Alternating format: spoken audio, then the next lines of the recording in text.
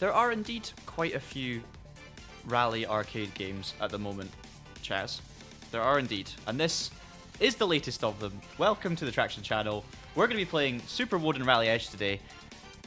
And it's important because today is actually the launch day for this game. This game is not available publicly yet, but it will be very, very soon. So keep an eye on your Steam page, keep refreshing it, and hopefully at some point soon this afternoon, this game will be available for everyone to play. But whilst we wait for it to become publicly available, we can show it to you now, and I'm going to play through the first stages of career mode, have a little bit of fun with it, and give you guys a little bit of a flavour of what's to come if you're into your rally games. This is it. You can see the launch menu here, Super Woden Rally Edge. We're going to press start, and as you can see, we have a completely clean slate here. 0 stars, 15,000 credits, day 1, and that's it. So let me know in the chat where you're watching from. Let me know if you're excited for this game. Hopefully, I'll be able to give you a little bit of a taste of what's to come, but I don't want to, obviously, we're not going to play too much and spoil everything for you. We're just going to kind of play the first few hours of gameplay, and you can see what it's going to be like. And, yeah, get excited for this afternoon. Definitely retro vibes, definitely sort of Gran Turismo vibes with the menus, as we've always seen with the Super Woden games, especially, you know, the Super Woden, I'm getting all my, there's so many Super Wodens now. Super Woden GP 2 had a kind of, this was very, very similar in terms of the aesthetic. This feels like an offshoot of Super Woden GP 2. And it's very Gran Turismo-y in, you know, if you go to the dealership, for instance, it's almost like a map sort of situation going on. Barry's watching from the dining table. Excellent. I know exactly the dining table you're talking about. Welcome to the stream, Barry. We've also got Nicole. Is it Nico? Nicole or Nico? Nicole Bra, tuning in from Australia. I've seen you very excited for the rally content, and you've always been a big fan of Traxion Rally content, so awesome to have you along. More from Australia as well, Game on Kato. Czech Republic. Cool, so we've got people from all over. Amazing. This is obviously the dealership, so you can see here where we can buy our different cars from. You've got your different manufacturers. We're going to be buying a car very soon, so we're going to go into all of that. But I guess the first place you would start, like with any of these new kind of arcade rally games, would be competitions. That looks like where the magic's going to happen. So we're going to head there and see. Aha, you cannot head there. You don't have any car in your garage. You must buy one in a car dealer first. So I guess the first thing we are going to do is actually buy a car. We've got 15,000 credits, so that's going to be our sort of our budget for this first car, and I'm assuming we won't have a huge choice in terms of what we can buy, but let's just see. Someone watching from sunny Scotland. Amazing.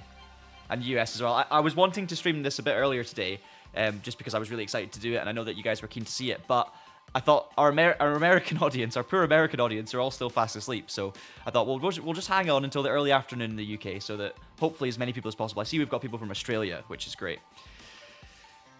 Okay, first car, 15,000 credits. Let's just have a look at the options. So we're going to go to Sweden first. Okay, so we can't even afford a kind of base level Saab or Volvo. You've got 24,000 and 28,000 credits. They're Class D. The car classes go from A to E, so A is your fastest, most expensive, most powerful, E is your slowest and cheapest. I should also, at this point, do a little plug, because we do actually already have a full review of this game live on the Traxion channel, so if you want to kind of make a decision about buying it before you buy it, obviously you can watch the stream and see what the first few hours of gameplay are like, but we have, as a collective at Traxion, played through the entire game, so we have formed our opinions on it, and spoiler alert, it's very, very positive. So do go and check out that review at some point as well if you get the chance. Okay, we can afford some British cars. So we can afford a Mini, the Minion. We can afford Harris, which looks like a Hillman Imp. That's already very much catching my attention. We've got like a Lotus, what's that, Europa? Or the old, it's Europa, isn't it? The Roten S2. And the Genesis, which is the Metro. So all of these cars we've got to look forward to. I'm kind of tempted not to spend too long kind of taking in every single car at this stage, because I kind of want to naturally sort of stumble across them when my budget allows it, so I'm not going to pay too much attention. I'm instantly going to tell you I'm very, very tempted by the Harris, because that to me is like a Hillman Imp, which is one of the few Scottish exports as a cars go, so very, very cool. I've just lost one of my lights. This light is so temperamental. The orange glow is gone, but we're going to continue anyway. Honestly, I lost this light during the Set of Course Rally video. It sometimes decides to work, sometimes decides not to work. So we're just gonna run with yellow. That'll do. American options. We do have a couple of Class E options for American cars as well. We've got Spencer, which looks like a Mark 1 Escort. And Party, which looks like an XR2 Fiesta, I believe. Is it XR2? I think so. We can view it a little bit closer. Yeah. No, that's a... Yeah, that is the Mark II. I get my Mark 1 and Mark 2 Fiesta sometimes. I overthink it a little bit. I have driven that car in real life. I've competed in one, a red Ford Fiesta on at a hill climb event in the wet, which was amazing. It's on my YouTube channel, and you can just see the gear lever is just it's like so loose. It's just proper old school, proper rattling around. It's brilliant. So that's definitely a cool option as well. Obviously the Escort. It's gonna have to be the Hillman Imp, by the way. I've already pretty much settled on that, because when do you get to drive a Hillman Imp in a game like this? It's just so cool. Got a bunch of cars available from, was that France? Yes. So we've got Alpines, or Alpine equivalents, Gordini. Is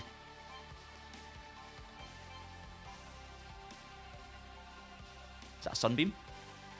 Talbot Sunbeam. Old Citroens. As I say, I'm not spending too long. I don't want to just look at every single car at this point. I want to kind of save myself. Look at the Italian options as well. There's just... For like rally fans and car lovers, there's so much to get excited about here. There's so much. There's so much. The Zabibi Mark 1, this is Seat, obviously, all Spanish cars. And then we have German options, Bunny. There's been a few shouts for Bunny. Bunny is the logical choice. Yeah, an old Golf. An old Cadet as well. We could get a Cadet. Oh, they've got power stats. Have they got we've got years. We don't have drivetrain on the kind of initial information there, but that's fine. Kind of know what most of them will be. And then we've got Japanese options as well. Of course we have Japanese cars.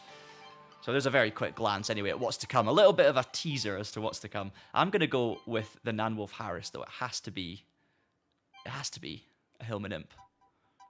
Got two livery options.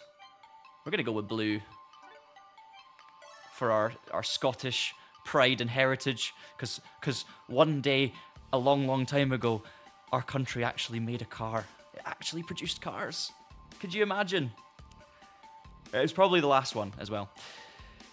So we have a classy Nanwolf Harris, 1965, 163 horsepower. And now I think we can go to competitions. Here we go. So we have a workshop, we've got Rally Edge, which is your main kind of career mode, season events, time trial, local, multiplayer, which is split screen. And of course we've got our garage. So, time trial, you can, what's that, choose a class, I guess? Yeah, choose a class, and then choose one of many stages. So again, I'm not going to spoil too much of that. Season events, okay, we've not got the kind of launch version of the game quite yet, so season events will appear, I'm sure, once the game actually launches. Workshop, I'm going to guess, is tuning.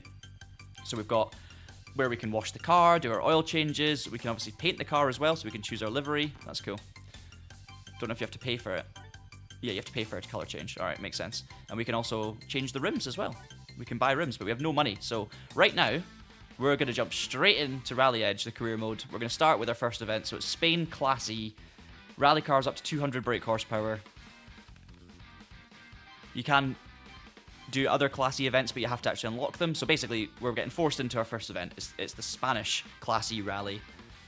2 stages, Special Stage 1B and Special Stage 2. And we get 2,000 credits, I'm guessing, for the whole rally as opposed to each stage. Let's do it. Let's send it. Indeed. Indeed. We've got a bunch of AI names there as well. 1 minute 40.1 for gold. I don't know if that's gold, silver, bronze at the top right is going to be kind of a relevant time against the AI, or if that's just like an overall benchmark time to get a specific number of something. I don't know. We'll have to see. Right, let's do it.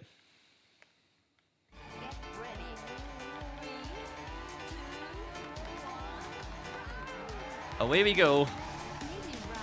So as you can see, it is a top-down rally game, but it's kind of like a sort of extended chase cam view, as opposed to an isometric view like many of the older Super Woden games. We've got this amazing soundtrack blasting behind us as we go. Obviously, you can turn that up and down as well. We have a co-driver giving us instructions, plus a visual cue in the top. And we have split times on the left for AI drivers. That was a horrible, horrible slide.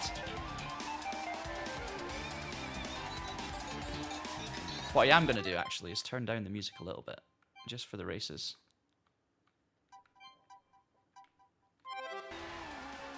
Just so we've got a little bit more balance. Okay, into a hairpin. And as you can see, proper rear-wheel drive car.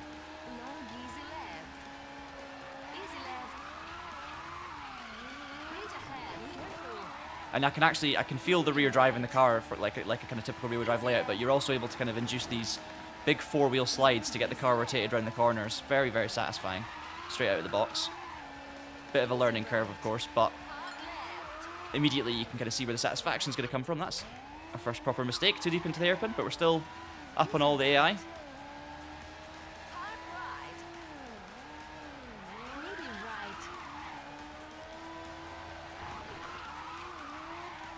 Just dipping a wheel on the grass to get the rotation, get the car around the corner, shorten the run, but you do feel a big grip difference as soon as you touch that grass. Okay, 138.5. Gold was like a 140.1 or something, so we'll see if the AI times match up with the gold, silver, bronze. 140.1 for second place, 142.1 and 144.8, so 40, 42 and 44. I think that was gold, silver, bronze. Don't know if it's exactly the same. We're going to be miles back on the online ranking. Oh no, we're the only ones on this online ranking at the moment. Right, first stage done, P1, nice easy start. You've got a gold of a 206.050, silver 209.175. So I think that is, I guess, the time you need to get a certain position. I'm gonna make sure that we remember that. So 206.050. That's our gold time. Let's see if that matches the AI's times. Hello, Adrian Motors. I'm sure there will be Subarus in this game. I'm sure there will be, or facsimiles of Subarus. Obviously, this game does not have official content, so there's not licensed vehicles and names and things, but all of the vehicles are heavily inspired by real cars. So when I'm looking through the cars, I'm quite often just saying what the real car is, if I know it. Just because for like rally fans and automotive fans over the years, you'll be able to work it out. But that's kind of part of the fun, right? Trying to work out what car's what. And I think all of them are based on real cars, if I'm not mistaken. So that's very, very cool. Oh, amazing, Adrian. Yeah, we'll check it out, for sure. For sure. Guys, I've been meaning to sort of push a little bit more that we've got a Discord channel. So when I say push, I don't mean push you into Discord channel. I just want to make you aware. We have a Discord server called TraxionGG. You can find out a link to the Discord server in every video description that we have, I'm pretty sure. I really hope there's a link in there. And you can join the paddock. It's small at the moment. Our plan is to, have it as more of like a hub for this community so that we can have more involvement in podcasts and question and answers and just giving general advice and just general chat about games, and a place for you guys to go and chat to your fellow racing game fans about all the different rally games and racing games out there. So do head over to our Discord, join up, and pop a hello message in the general chat. We'll get back to you on that later on. And obviously, Adrian, for example, if you've got rally and car content on YouTube and you want to chat about it or share it with folk, that's a great place. You can head to our Discord, let people on there know you've got it, and we can get some conversation going. So yeah, just wanted to do a small plug there for our Discord channel. Right, stage 2. I think this game launches publicly in, I don't know if there's a set time for it, but Steam seems to suggest it's within an hour, or within 2 hours at least. So that's something to look forward to. You get these little quotes in between stages as well. Don't be afraid to slide the car. It's better than going off the track. So getting it sideways, getting it drifting is better than running wide and understeering, essentially. Okay, stage 2. 206.050, 209.175. So that's what we're looking for. Obviously, these Spanish stages are nice and wide, tarmac stages, so a lot of grip. If you've seen our review, you'll know that as the game progresses and you get further and further on, the stages do get more challenging. The routes get more difficult, more undulating, more narrow, more treacherous. So it's all part of the natural game progression. The cars get faster, which makes it more difficult. The drivetrains change, but also the stages themselves get more challenging and the events get more challenging. So it's basically a very natural sort of form for the progression. Ease your way into it, and then and then keep pushing through. So again, this stage is lots of straights, 90-degree corners. We had a little bit of undulation there on that hairpin before. That is undulation. I could feel kind of coming over the crest of a hill there, and you can see just how much speed I drop from touching the grass. Easy right. Medium left. I'm running automatic transmission at the moment, but we can switch to manual at any point as well. Doesn't really make too much of a difference, I think, to the actual experience, because the fun of this game is obviously sliding the car through the corners, getting your lines right, getting the speed right. Easy right. Hard left. Medium right. Some tighter sections, we're well up though, 4.4 seconds up. Easy left. So this is going to be an easy win for the first rally, unless I put it in the wall. Easy left. Through a little Spanish village. I think it's raining a little bit as well, or maybe it's just a kind of, maybe it's the sunlight effect coming through from this angle. Should have mentioned, you can change angle. Look, I can zoom further out, go all the way out to here, so it's almost more like a kind of helicam shot, and then I can go also in as far as this to get my more kind of chase cam feel, but it's still a high up perspective. It's not like a traditional chase cam from the rear. And then we get a replay of the stages too, so you can see how it looks. Yeah, this game is great for, it's really, really good for handheld devices. So this is going to be a great game for Steam Decks. Obviously, we'll have to see whether it comes to different consoles and when, but I would love to see this game on like a Switch or something. I think it's great for that, because it's obviously simplified gameplay, but the physics do feel satisfying and rewarding and enjoyable. I think, to be honest, the rally discipline probably suits this kind of Super Woden driving dynamic vibe the most of all of the Super Woden games so far. Obviously the handling's different for every game, but what I mean is the sort of the way you drive fast on Super Woden and the kind of skill curve, it really suits the discipline of rallying and stage rallying. I always liked the rallying elements of the previous Super Woden GP2 game. So there you go. There you go. Our gold time was a 206.050, silver 209.1. So the gold, silver, and bronze is actually almost like a preview of the times that the top 3 AI cars are going to do. So obviously that's set before you take to the stage. Think of it as if you're the last person to start the stage, if that makes sense. So there you go. Ooh, if it runs on your phone, that's cool. Yeah, this would be wicked. It would be wicked. Okay, rally complete. That's us. I'm gonna click a button. And there we go. First place. We get some cash. Still not enough to do anything interesting, but it's a start. It's a starting point. And now we have Sweden classy, Kenya classy. So we've got a gravel rally and a snow rally. So we'll go in order. We'll start with the Sweden rally. 2 stages in the snow. 3,000 credits this time for a win. So a little bit more. But that first one was quite easy. So I'm thinking, you know, we're going to start off quite easy here. We're just going to make some good progress. That's worth mentioning. Don't forget maintenance. You can wash your car. You can change the oil and things like that. So you have to kind of monitor those things just like the previous games. Another kind of Gran Turismo inspired element, I would say, but probably more impactful than Gran Turismo's oil changes. Okay, so snowy surfaces. So we're on rear wheel drive. It's going to be a bit more treacherous. I'm already sliding the rear around a lot more. We're gonna have to brake a bit earlier, but it still feels like natural. It still feels, you know, like a Rally Sweden when you've got studded tires and actually there's a lot of grip. It's sort of that. You don't feel like you're driving on ice on slicks, put it that way.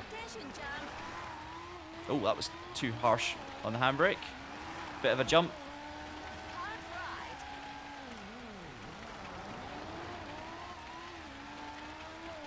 One thing I do want to play around with is we're not actually first on the first split, so that's first time we've not been at the top. But I do want to play a little bit around with like throttle modulation on the controller and just see if I can actually kind of control a little bit of the wheel spin, or whether it's faster to just kind of nail the throttle everywhere. Now we're back up to first. All good. Into hairpin. I'm coming out of these corners kind of on the inside. You want to be sliding it more out wide. There's a bit of work I can do on technique for sure. Or just maybe opening out the steering a little earlier in the corner, for instance. That was tricky with the undulation. Almost sent me round, but we're going to come to the end and we're going to comfortably again get a gold. So we keep firing through these. You also get 3 restarts as well. So you can restart if it all goes wrong, but there's a limit to that. I think that'll become more pertinent as we get further into the game, of course.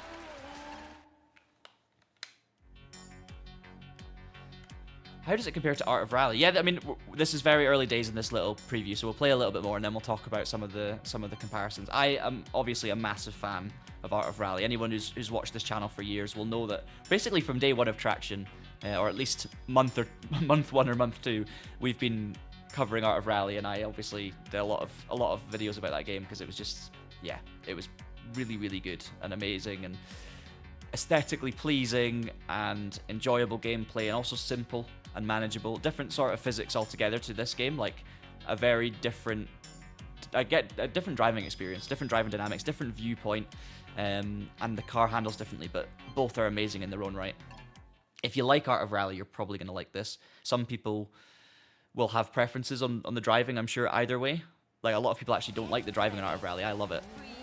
But it's just about what you like and what you're used to. I think if you enjoy that style of game, though, this game's going to have Art of Rally, but with less of the minimalism, a little bit more noise, and a little bit more arcade energy. Art of Rally's got more sort of, what would you call it? Like, it's got a little bit more of a kind of artsy feel to it, whereas this has got more of a highly energetic arcade cabinet feel to it, but also Gran Turismo nostalgia baked into the kind of game design, which is just amazing. It is one person that's made this game, by the way, ViJuDa. He's a Spanish solo developer, and it's just a masterpiece for one person, you know? Huge undulation changes already on this stage. Like, you're basically driving up steep hills, dropping down. Look at the snowy mountains on either side, or the drops off, the trees. So you're already getting sort of interesting stage design, even from the first, well, 4 stages of the gameplay, really. We're going to try and change camera views a little bit as we go as well. You've got 5 different settings for the camera. That's your kind of furthest out one now, so we'll stick to that for a little bit. You can see a little further ahead from this perspective, but not a huge amount compared to the kind of zoomed in one. So I think it'll come down to player preference, and honestly, I think it'll, once you get, that's our first proper spin. Oh, we've got a reset as well. That's going to cost us a bit of time, put us under pressure. But yeah, once you get used to the game and you kind of get faster at it, you're then going to find like which camera angle works best for you in terms of getting the stage time. But I think everyone's going to have a slightly different opinion on it. And it's quite cool to like experience it in different ways, because it does actually slightly change the look of the stage and the perspective and how you drive probably as well.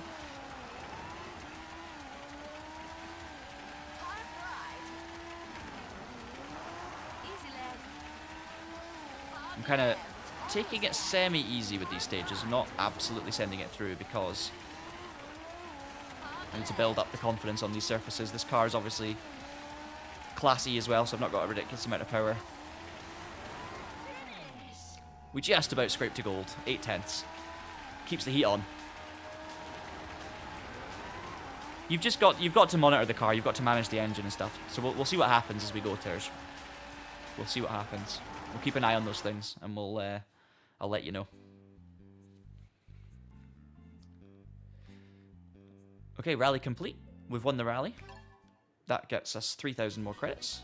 Another first place. We get our little happy soundtrack. Love it. Feels like my old... when I was growing up, I had like one of these electric keyboards that had all the DJ mode and stuff like that, and this just feels like a DJ mode sample. Or one of those automated electric piano things where you just let it do its thing, and it's just, yeah, love it. Absolutely love it. Okay, 7,000 credits. We'll take our first look at the workshop. As you can see, the car's a little dirty. We don't need an oil change yet, but there's a little bit of usage on it. How much does it cost to paint? 1,200, so we're not going to spend money on paint right now. We need that money. Washing the car is 50 credits. Again, we don't need to do that yet. Now, if we go to the tune-up section, we can actually tune our car and make it faster. So even though you have a kind of class category that's horsepower based, so this Hillman Imp, or sorry, the Nanwolf Harris, has 163 brake horsepower, putting it in the base class E, everything up to 200 horsepower. So we can tune this car and make it more competitive without any sort of downside. So you're actually, you know, if you're struggling with a particular event, you can tune your car, make it faster without having to buy a faster car, and then you should be able to go and get a better result. But we can do a little bit of tuning, but I don't necessarily want to spend the credits tuning this car until we're up against it. I think we can continue to pick up results with what we've got and maybe put that money towards a new car after instead. But it gives you an idea. And then in the garage, I'll show you the garage as well. So you can select your car, you can view your car spinning around there. You see how many kilometers you've done as well? So we've done 12.4 kilometers in this car.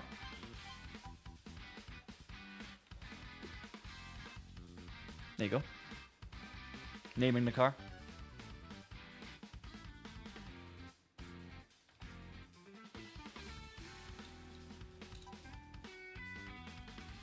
I don't know what I've just done. Oh no, that's for searching. I thought I was naming the car. That's literally for searching so that you can narrow down the... Is that for searching or is that for naming? I actually don't know. Haven't worked out yet. Anyway, it doesn't matter.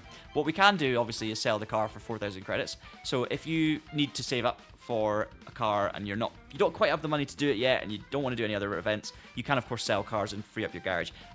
With these kind of games, I don't like selling my cars. I like keeping a car from every class. It's like a nostalgia thing. But spoiler alert, you can win prize cars in this game. So it could be that you, for example, buy one and then win a prize car in the same class and you sell whichever one you want the least, or something like that. I'm quite bad because I find it hard. I get emotionally attached to my vehicles, so I don't like selling them. So yeah. Yeah, it's kind of Gran Turismo 3, isn't it? And Hillman Imp with ABS, yeah.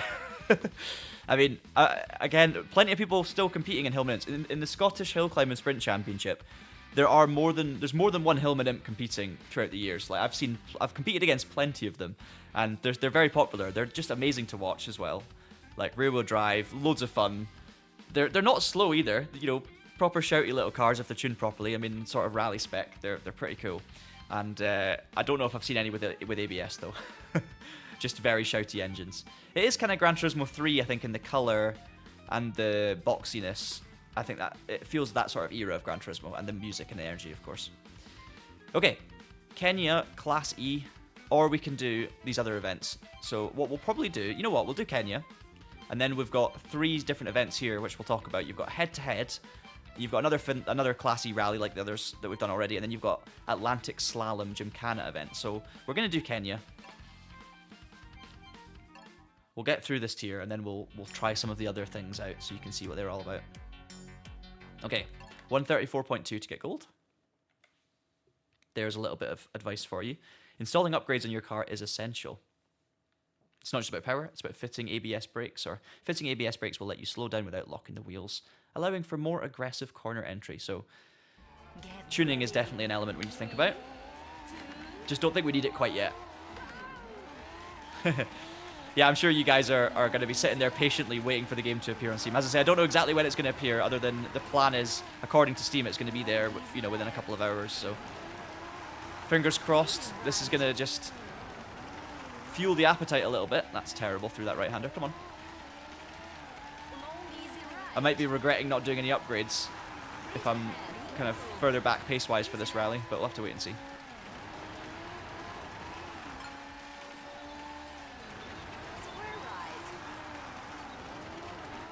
Nice little corner cut.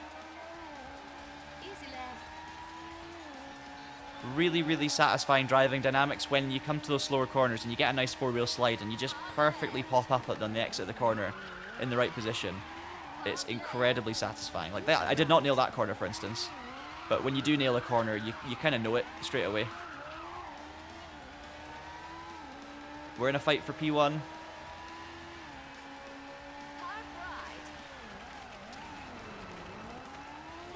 That was a bit rubbish. A little bit slow. Watch the rock. Again, if you can keep 4 wheels within the kind of track confines on the straights, and then literally just dip a front wheel on the inside through the corners just to be able to kind of straighten your line, that can really, really help you through. The speed loss is huge. The grip loss and speed loss when you're off the main circuit is huge. So that's what you need to try and avoid. It's just like using the track edges to your advantage to slow down at the right point during a corner. And again, that comes down to like, I'm not good at this game yet, I'm not fast, but once I get the hang of it, you're going to be just looking for every single edge on every corner, just trying to perfectly balance and judge how much track you want to cut and how much sliding you want to get away with. Do you carry the speed and the momentum, or do you go for a kind of slow and fast out approach? It'll depend on the stage and the car, of course. Okay, big lead, 3 seconds after the first stage, into the second stage. Just to be clear, I just pressed a button by accident. I am playing on a controller. I've got a SCUF controller, so you can play on keyboard. There's many different ways you can play the game, but I think a controller makes probably the most sense. Hang on, I've wrapped myself. How have I managed this? Crashed the camera as well. All right. We've saved the controller cable, which I've managed to somehow tangle deeply in, in the sim rig. Okay. Second stage. You hope it releases while you're at work. Yeah, that's fair. So you're hoping it releases while you're at work so that you can download it on the faster internet. That makes a lot of sense. This is going to be such a good lunchtime office game. If you get like an hour-long lunch break and you can eat in 10-15 minutes, this is going to be the office lunch break game for you. And obviously with local split screen as well. It's going to be good. Somehow we're 7 seconds clear in the first split, so there is a little bit of inconsistency, it feels, with the splits. Should just mention that. So, you know, obviously I know what time I need to get by the end of the stage. I need to do a 150.1, but it does feel like the splits, sometimes you're, you know, 2 seconds slower, sometimes you're 5 seconds faster, and it does feel a little bit all over the place. Come on. There we go. 7 seconds up on split 1 now. We're 1.4 down, so that kind of shows what I'm on about.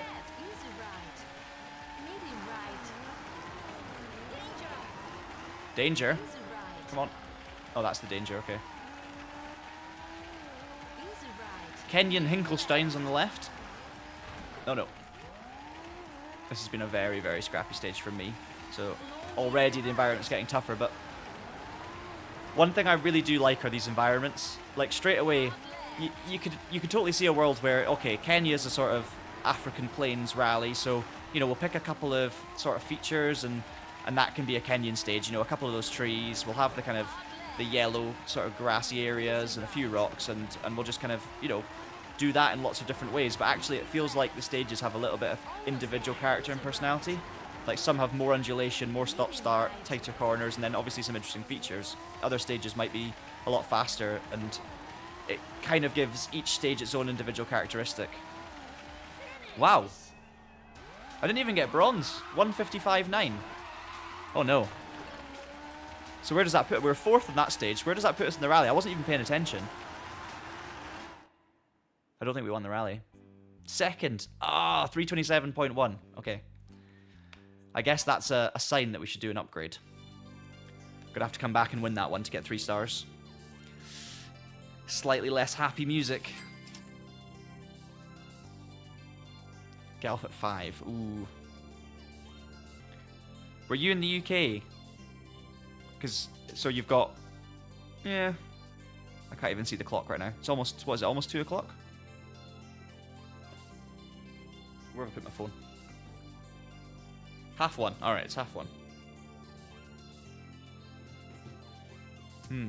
Yeah, Steam, so that's it. Oh, you're in Ireland? Okay, cool. Yeah, so you've got a few hours. Yeah, Steam's saying it's going to release in, I think, an hour, but I don't know if that means it's going to release at 2 o'clock or it's going to release at 3 o'clock in the UK. It could be either. It could also be sometime in between. Because the estimation's only to the nearest hour, so it can be a little bit confusing at times. Alright, we can come back and do that later. What we're going to do is we're going to upgrade the car a little bit. So, after that comment about, what was it? Someone said, ABS, a helmet imp with ABS and a power chip. Let's do that. Let's do exactly what's been said there. So 1,000 credits to give us 5 horsepower. And there you go, little animation. And our power chip has been installed. Let's give the car ABS as well. Level 1 Tanami, as opposed to the OEM stock stuff. 900 credits. Okay, so we've got a power chip and some ABS.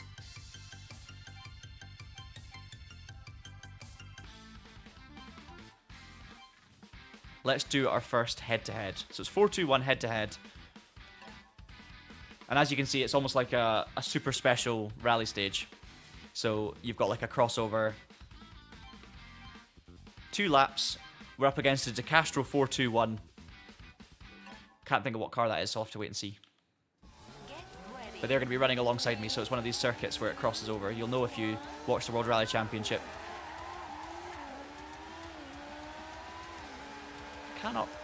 Can't quite tell from that angle with confidence what car I'm up against. You've got a live position as well, so top left tells you your rank. So we're P2 at the moment, but I'm pretty sure it's neck and neck. There we go, we're actually quite far ahead, but obviously the different tracks aren't necessarily even. So just because you look like you're ahead doesn't mean you're actually ahead. Right, we've got a 9 meter gap at the moment as it stands. Yeah, there you go. I thought I was ahead, and look. Suddenly, out of nowhere. Oh, nailed that section. Very, very satisfying. Little bit of a lift, using the curb.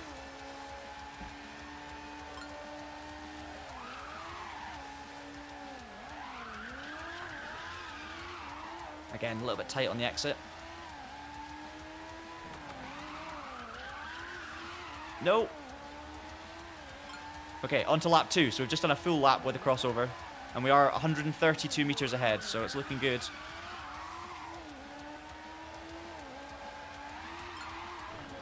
Get off the grass. Yeah, we've got a little bit of a lead now.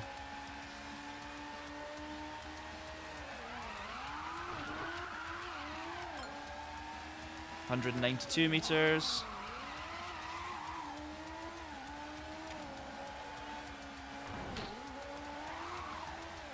I'm not even going to look behind me. I'm so tempted to look behind me just to see, but literally in this game, if you spend too long looking behind you, you're not making it around the next corner. Not as good this time through this section, but we'll see if we can keep it flat through this left-hander. Oh, just about. Get it very sideways.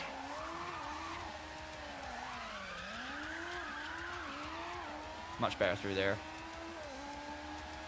The ABS and the power chip working well. There we go. There we go. You may have heard I've just broken the world record. Now, not gonna lie, feels a little bit unfair if I've just broken the world record, because I think I'm, with this particular pre-release state that I'm in, I don't know if there are any other times. I mean, according to the online ranking, I'm first out of 1. So, I mean, I guess we can say I'm a world record holder, but I mean, you guys, when you play this later, if you remember the times that have been set here, you can go and try and beat them yourself. So there's something for you to do once you get the game installed. I'm not suggesting you get a notepad and write down all my times. That's not exactly fun. But you'll have the leaderboards is what I'm trying to say. You'll actually have the times of other people worldwide to compare it to. So yes, you're racing against the AI, but you're also racing against your friends. You're racing against all of the other people playing this game around the world, which on day 1 is going to be quite a nice amount, because there won't be hundreds. Hang on, let's watch this first. We're getting a delivery. Our first prize car is going to roll out of our transporter, and it's the car we were up against. There you go. Love it. Someone help me identify what this is. I recognize it strongly, but I can't, in my head, for some reason, place exactly what car it's based on. The DeCastro 421. Where's Tom when you need him? It's like a 131, but it's not. It's like a kind of much less competitive. Let's just see. So if we go to the dealer, is it Class D or is it Class E? It must be Class E. Yes, it's not a Fiat. Because it looks like the shape of one. To me, it looks more. It's a DeCastro. So it's a Seat. An old Seat. 12,000 credits. It almost, to me, it looked kind of like old Laddie, but it's is it a Cadet Coupe? Seat 131. A Seat 131? Hang on, let's work out what this is.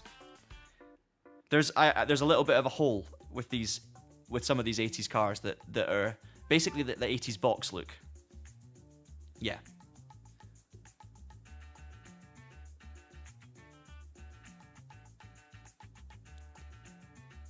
It is a Seat 131. Definitely Seat 131. Sorry, I'm looking up on my phone, so you guys can't see this.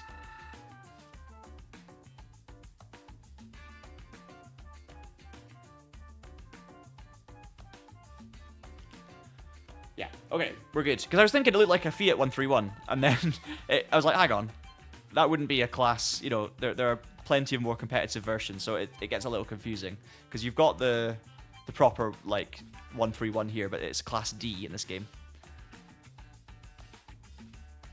However, there you go. I've got 2 cars now, both class E. So we could obviously sell a car, but what I'm going to do is I'm going to drive. We're going to drive the Seat, and then we're going to go and take on our first Gymkhana event, the Atlantic Slalom 1, 200 horsepower Gymkhana. And as you can imagine, Gymkhana is basically a kind of, not an obstacle course, but like what you know Gymkhana to be. It's a sort of knocking over cones, avoiding cones, navigating tight chicanes, almost in like a kind of car park situation. Okay. The objective of Gymkhana events is to complete the designated course by passing through all checkpoints in the correct order as quickly as possible. The top 3 finishers will be awarded gold, silver, and bronze medals, respectively. Participants who fail to meet the established time limit will be disqualified. Okay. So we've got to get 1 minute to get our 2,250 credits. It's just about passing the checkpoints in the correct order as quickly as possible. So let's look. Yeah, that's why I was confused, because originally I was like, that's a Fiat 131, but it doesn't make sense. It is a Seat 131, which I'm pretty sure is a kind of rebadged version, obviously different specs. And they raced it, you know, there's more of them racing nationally, whereas the Fiat obviously had a 131, like, you know, proper Rally 4 car that was winning rally championships. Right, so you can see the little green checkered flags are basically the checkpoints, and then you've got a yellow checkpoint for what's next. So that gives you a little bit of a taster. So the yellow ones turn green when you see them, and it makes sure you're going the right direction. And it's actually, it kind of encourages you to look ahead, which is quite nice.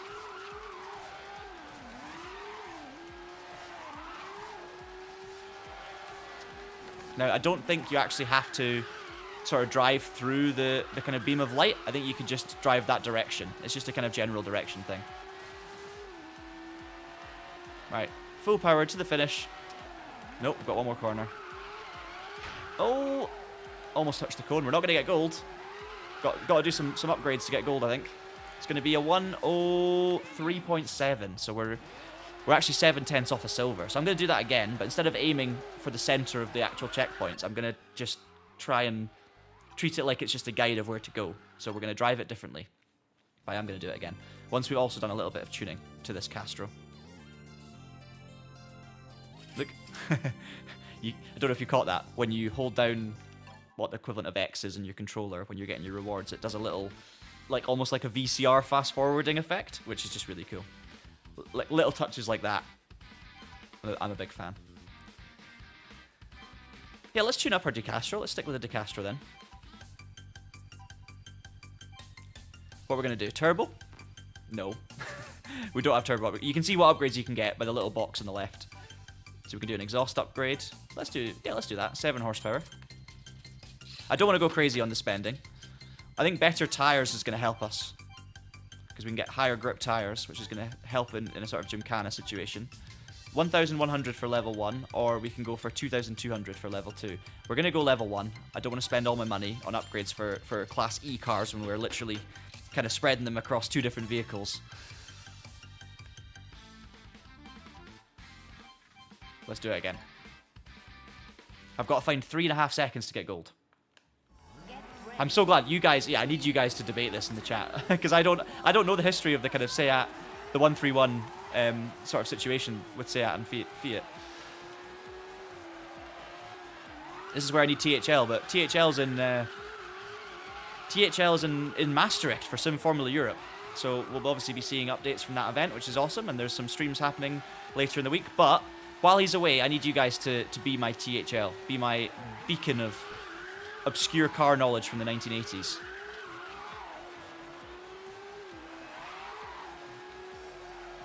That's better. Much more committed through the slalom, because now I know, aiming instead of aiming for the checkpoints, just using it as a kind of guide. Lovely 4-wheel slide through there. These events are really, really good fun.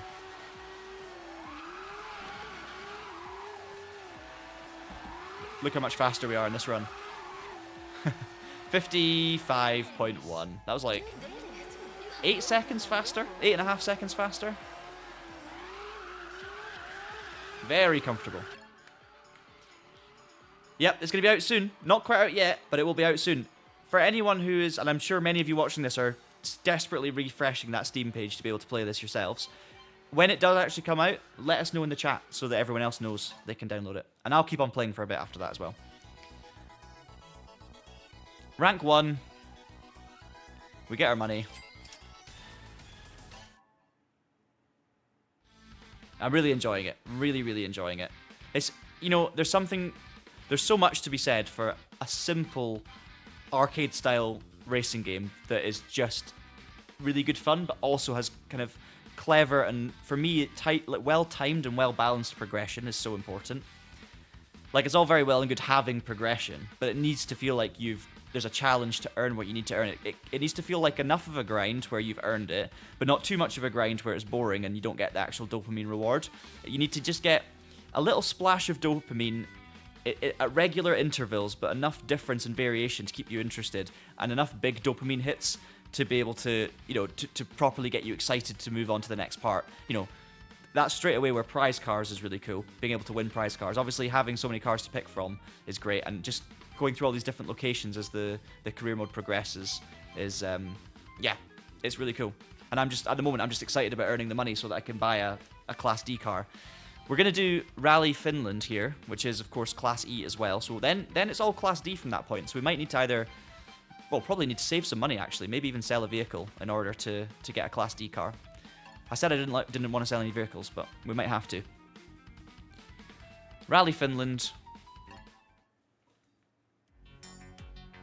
2 stages, so it should be nice and simple. 1 minute 31.2 is the time we need to get with our slightly upgraded Seat. Price. Yes, we have a question about price. Good news, it's cheap. This game is going to cost on PC today £11.99 if you're in the UK. So, and I think that's, what's that in euros and dollars, like 12 something, 13 something. It's really, really cheap. So, yes, relatively speaking, in terms of enjoyment and bang for your buck, yes, this isn't probably not going to be the longest game. You're not going to get months and months of play out of it unless you're racing competitively in online leaderboards. However, to be able to pick it up for like basically a tenner, just over a tenner, it's going to be worth it. If you've got that kind of money that you can spend £10 on a game, because I know not everyone can easily just spend £10 here and there, but if you do, to me it's an easy purchase. Easy purchase. I'm playing it right now on our kind of Traxion account that we have. Obviously, we use this account to do a lot of game reviews and things like this, but I am going to be buying this game on my own account as well later on today. So I've got different ways of playing it. I should also mention, you do have multiple save games on this, so you can actually have, I think, up to 5 different save slots, so you can do multiple careers and go different routes, do different challenges without losing your progress, which I think is key as well. So you don't have to buy the game multiple times to have different saves, you know? We've got a very wet and rainy Rally Finland stage here, so narrow, obviously trees everywhere. It should be quite high speed, which it is. Not really come across too many big jumps yet, but I'm expecting Rally Finland to have a few surprises. Car's actually handling nicely.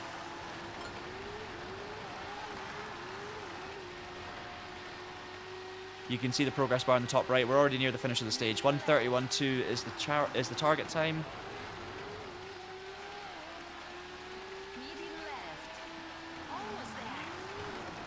Almost there. 1:21.3. Massive win. Like 9 seconds clear. This car with the upgrades, I'm telling you. It was a good call. It was a good call doing these upgrades. We're romping away.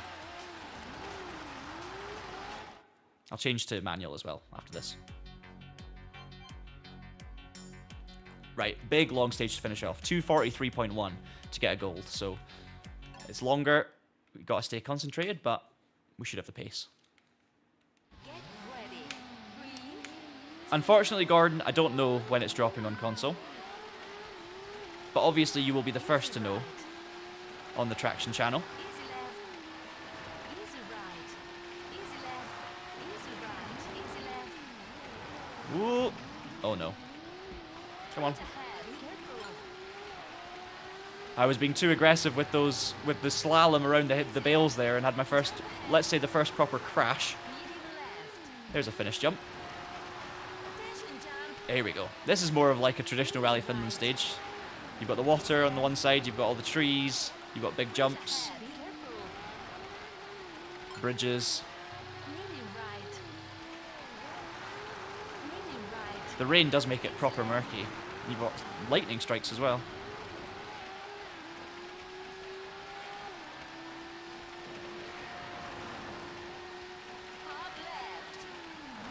I'm telling you right now, I will not be selling my Hillman Imp because it's the first car I bought in the game. I can never, no matter what game I'm playing, I can never part way with my first car. I am weirdly sentimental, even with games, when it comes to car ownership and kilometers and things like that. I want to know what cars I've got, how many kilometers I've got on it. Obviously, I might need to sell a Class E car here, and as much as I don't want to, this car was a prize car. I can always buy it again in future. I don't have an affinity to it because I didn't purchase it myself, and even though I've done a couple of upgrades, you know, at the end of the day, I can cope with that. I just wouldn't sell my Imp. You could also, of course, you don't have to sell any cars. You can just do events on repeat to get more money, and of course we didn't 3-star every event there, so I can always go back and do Kenya again. But I think for the sake of this stream, for the preview, I don't think I'm going to do that.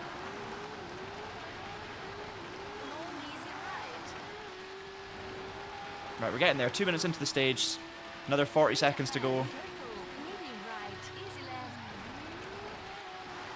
Nice line through the fast chicane. Stay off the grass. Just, again, that satisfaction. That's not satisfying. Just when you're fully committed and you're able to just stop the car sliding as you reach that edge of the turf and you just don't quite run over the edge, that is where this game is satisfying. It's like just absolutely nailing your line and using every single bit of road, but not a single inch more.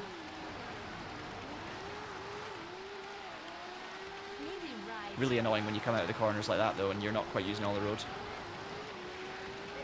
There we go, 233.9. So we've got plenty of pace in this car. I'm going to show you the fast forward through the reward for the VCR effect. Ready? There you go. Love it. Love it. Any modern rally cars are all old school. Oh, wait a minute, have I got another prize car? Is this a prize D car?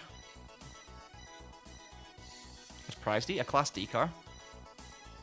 Oh, it's a BMW 2002. Yes. That's cool. The Cinder 2024. Okay, surely that's a Class D car. So I maybe don't need to sell my wonderful Seat. Let me go to my garage. Super Woden GP2 is worth a buy on everything. Wait, am I right in saying, yeah, Super Woden GP2 is available on console, right? I should know. We've covered it on the channel, but there's so many games that we cover, I don't always remember what's available on what. Because I've not actually played that game. I've only played it on PC.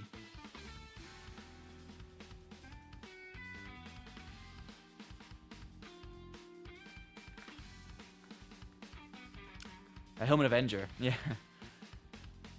Yeah, Super Woden, okay, Super Woden is available on PS5. I couldn't remember it coming out on PS5. I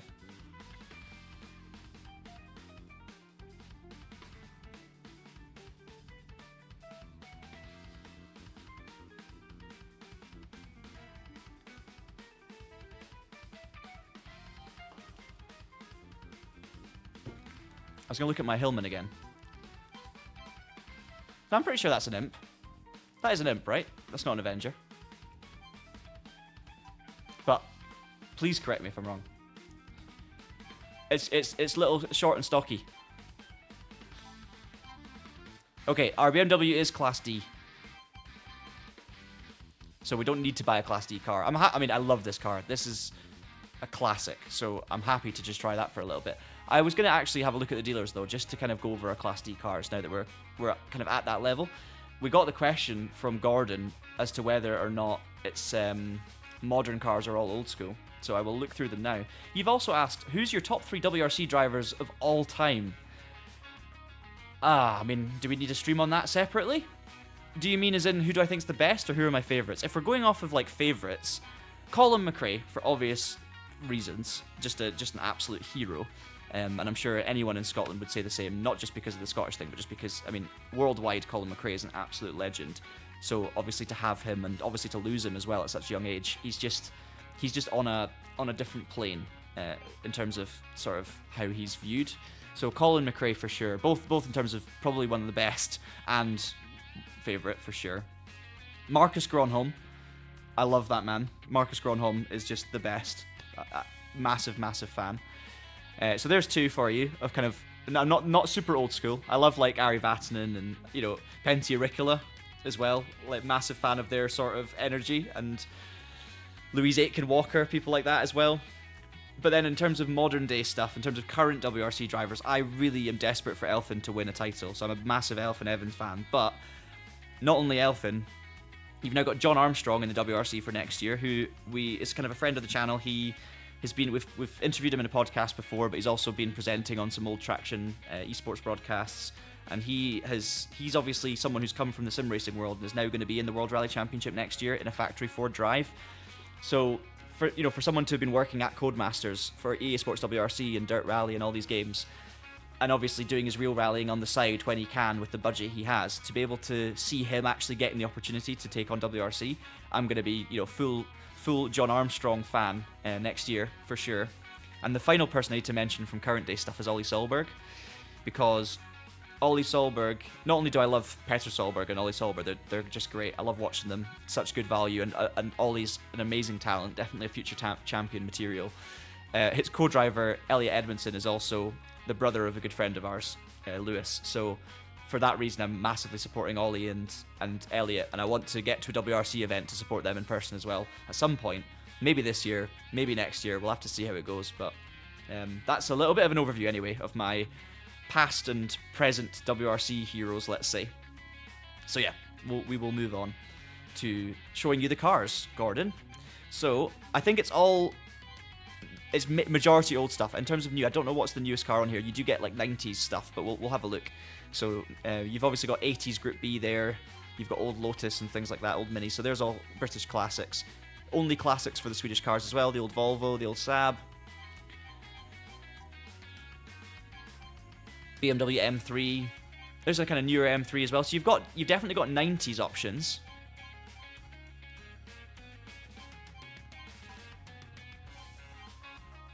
Got a Group A Celica.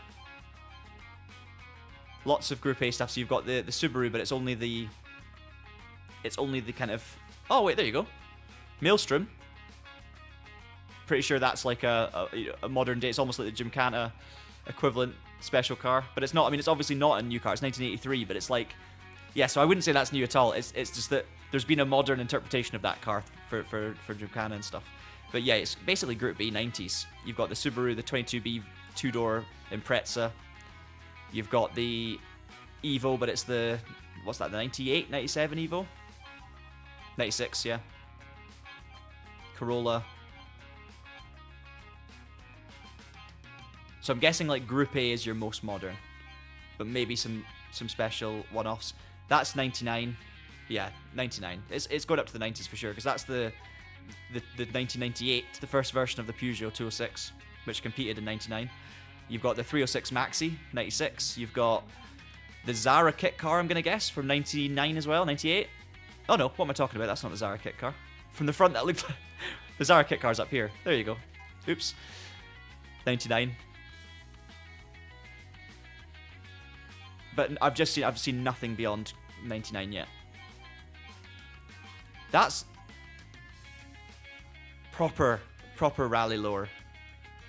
You've got your Group B Citroen, which never competed, but would have been wicked. Did it ever? Is that the one that never competed? I think it's the BX. Is that? No, that's not the one that never competed, is it? That's the one that came about late. I get a bit muddled. There's so many amazing Group B cars. I sometimes forget which ones competed nationally or right at the last minute, but not really when Group B was strong, or which ones actually never competed. But there were some cars that were built for Group B, but never actually competed in a proper Group B rally, only sort of competed in national events after Group B had been canned, with some changes and some exceptions and things. So Anyway, I'm just kind of rambling now, but you get an idea. I'm quite passionate about, you know, the range of cars we've got on here. And for a rally fan over the years, it would be so fun to just sit and go through each of these and sort of analyze, you know, what they are and kind of remember their story.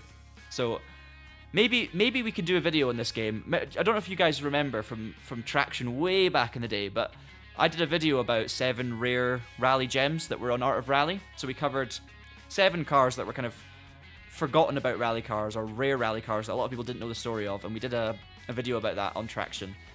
And this game is perfect for something like that too, because obviously all the cars are based on real cars in the same way. So maybe there's scope for 7 kind of forgotten rally gems from Super Woden Rally Edge. Let me know in the chat if you want to see a video like that, because I'm happy to explore that lore and tell the stories, because I know a lot of the stories, but there are so many that I get them muddled up. I need to kind of remind myself. But obviously, a bit of research, and we'll be fine. Okay, let's jump back into Rally Edge then. We've got our Class D selection, so we've got our first 4 options. You've got Japan, Greece, Spain, and Sweden. So we've not done Japan or Greece. Let's do those first. Hang on, we need to change our car. You know what, what I want to do is, this is a Class D rally, but I want to see if I try and enter it in the Class E car, will it work? Like, can I even enter? No. Okay, you have to be Class D, so it's not up to Class D. You actually have to be in the right car.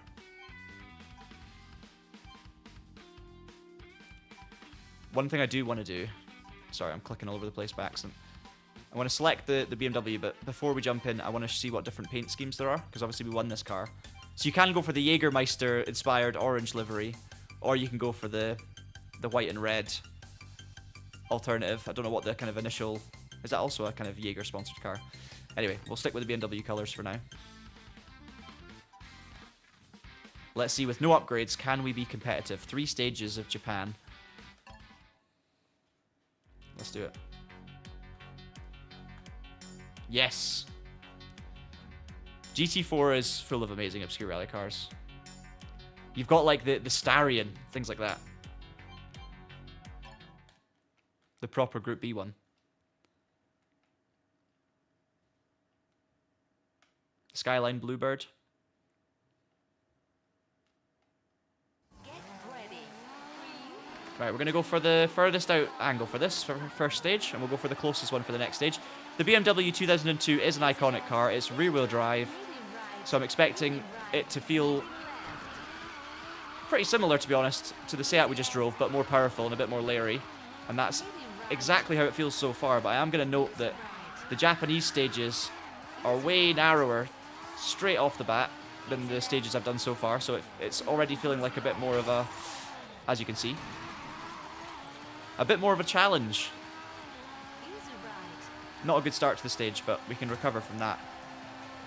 Easy ride. And of course now it's longer rallies because we're up to Class D, so 3 stages instead of 2. Long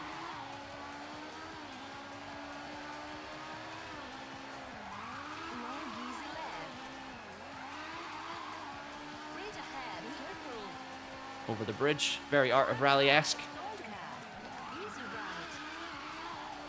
It's quite leery, this car. Like you know, out of the slow corners, I'm trying to put the foot down, and it doesn't just kind of grip up, and it doesn't feel very...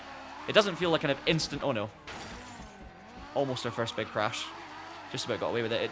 It really struggles to get the power down, which is cool.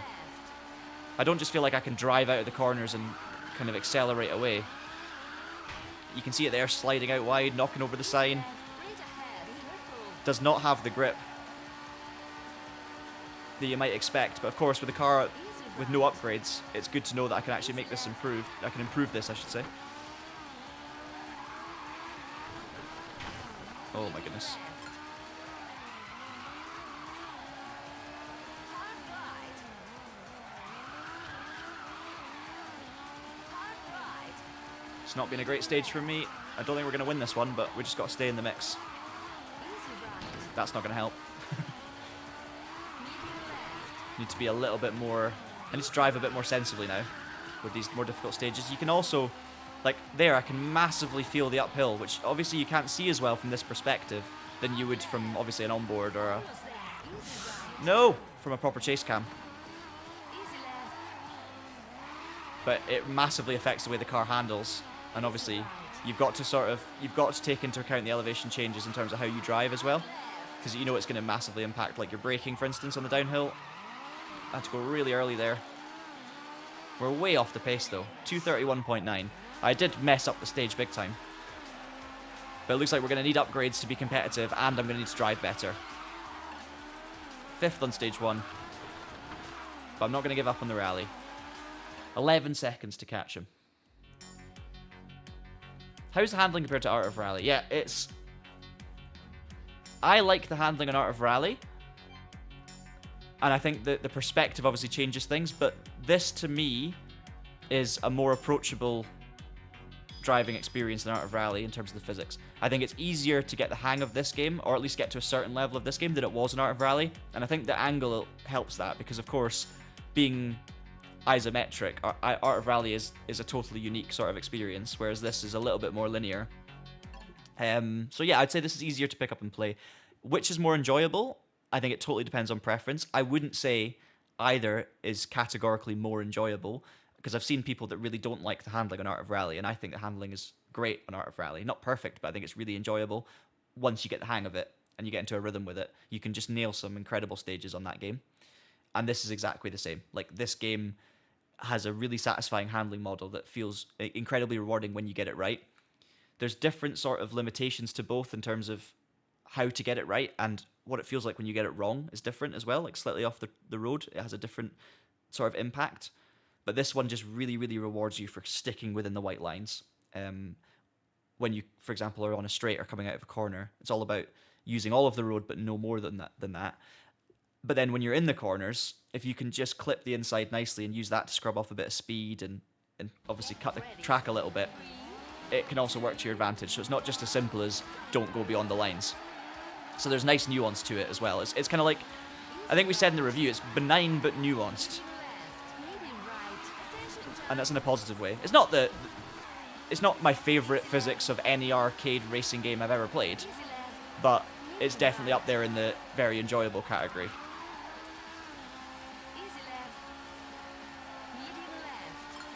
I don't think everyone's going to love it, though, in the same way that not everyone loves Art of Rally.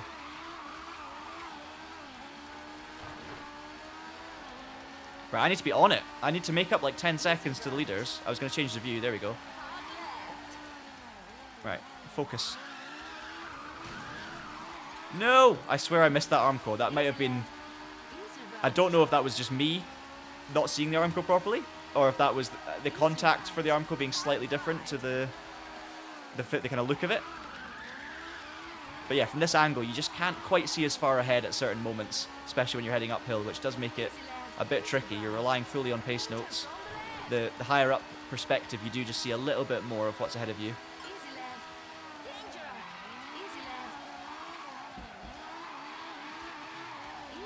So we'll go back to that view again for the time being.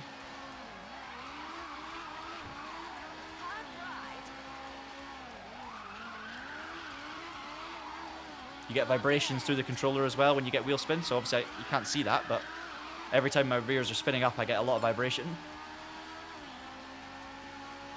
And also like general kind of road feel as well.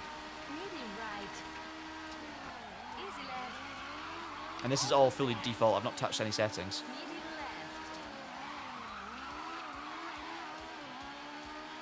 Yeah, that's what I thought. I did think I missed the Armco, so maybe just a bit of a discrepancy between the contact patch and the actual visuals. Okay, we have taken P1 in that stage by 5 seconds, so we've clambered back some time. Do I think I'm going to win this rally? No. But do I think I can get top 3? Hopefully even top 2? Yes. So let's see. Where are we going to be? I think we're going to be 3rd after that stage. We are 3rd, and we're only 1 second off P2. We're still in with a shout, but I need to absolutely nail this final stage. I'm going to take a sip of water from my Le Mans cup, which is going to give me some inner BMW strength.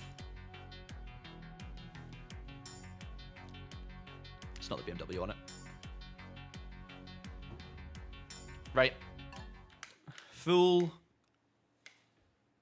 Colin McRae mode. Actually, no. Not full Colin McRae mode. I'll crash. Full Marcus Gronholm in his peak mode. In fact, Marcus Gronholm crashed a lot as well. The only two people I can say, full Sebastian mode. We'll go full French Sebastian mode.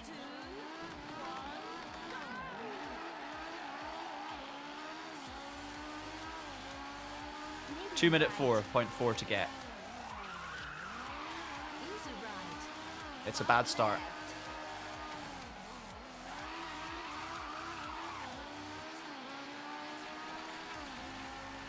Come on, BMW.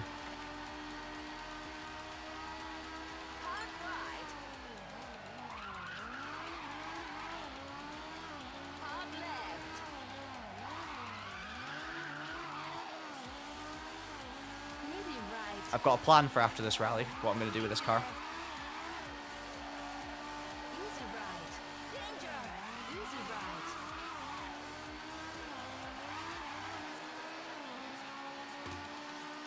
Danger from the right. Easy left. Easy right. I love that. Danger from the right! Proper scared danger call. I do really enjoy that kind of the arcade co-driver where she's properly enthusiastic and everything, but it's in a very specific arcade style. Like, it's not like trying to be Phil Mills. Come on. Easy left.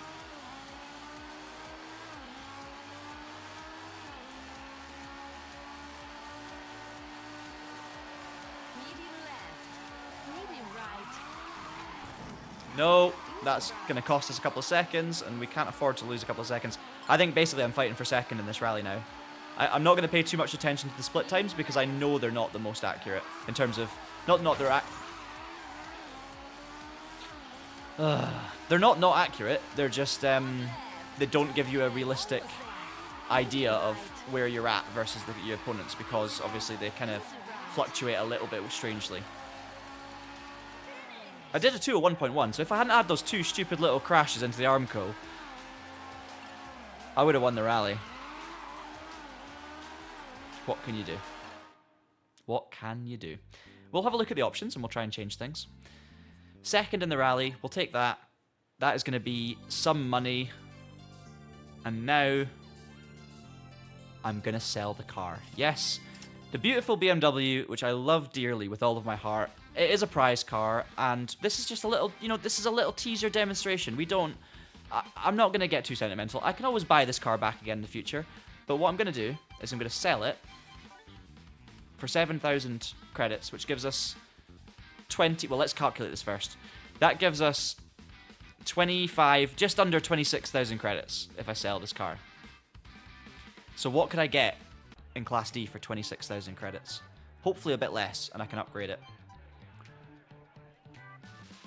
Right, 20,000. Ooh, is that a Nissan Sunny F2 car? Essentially. 1991, so it's not the F2 spec.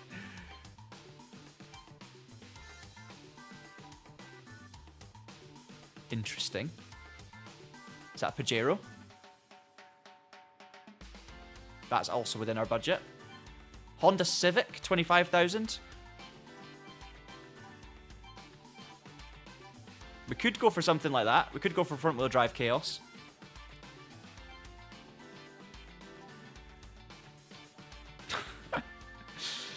Not even going to go there. So we've got some options. I'm kind of tempted by the Sunny, to be honest, just for a laugh.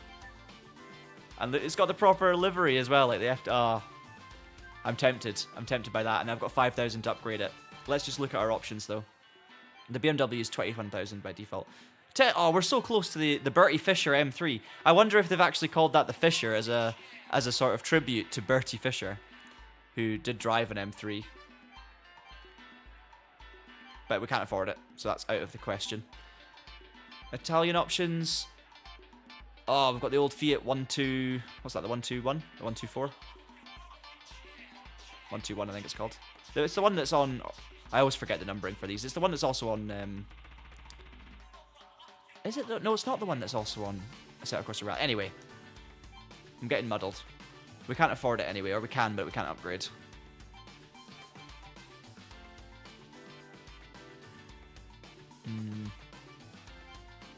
What's that, the beta? The Lancia beta? Oh, so many good options.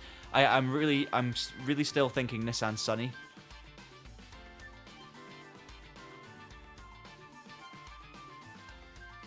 There's actually a lot of interesting cars in Class D, by the way. Cleo Williams you can't buy. Not available to buy. Interesting. So not every car's got a price.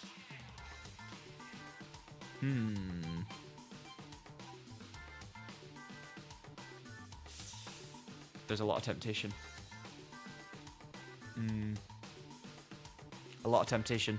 I'm just gonna check everything just in case something jumps out at me. Nah, I don't think I'm gonna go down the Ford route.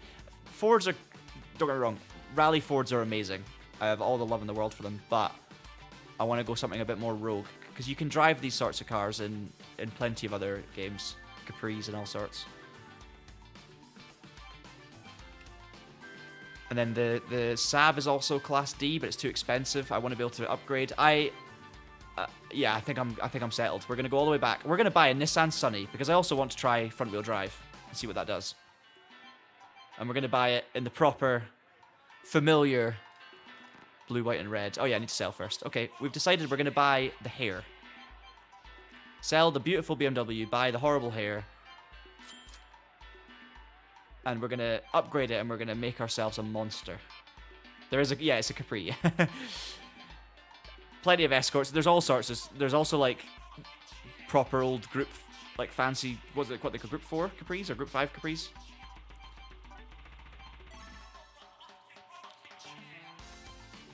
There's so much to get stuck into and get excited about. Right, we're gonna spend all our money. We're gonna go upgrade to Sunny. Turbo, very important. You have to purchase level 1 first. 2,000 credits. Yes, we're doing it. I'm going to get handling stuff. I think I'm going to get suspension for 1,600. We're already running low. Maybe grippier tires. I want this car to grip well. We've got a turbo, so we need to kind of counteract that. Don't need ABS yet. We're going to go for the £1,700 tires. Okay. We've tuned our Sunny. Let's see if we can go and win a Class D rally.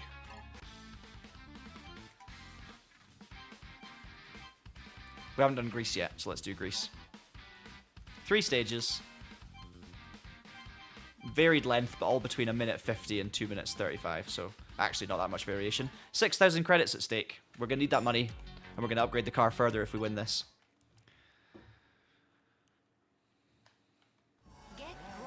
Okay, let's see what we can do then. First experience of front-wheel drive. Everything else so far has been rear-wheel drive. This car is not set up... Sorry, this game is not set up to understeer, by the way, so... This feels absolutely rapid immediately.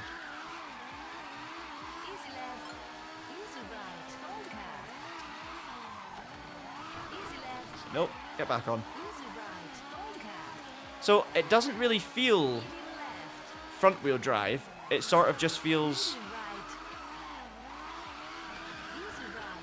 The rear doesn't step out as much.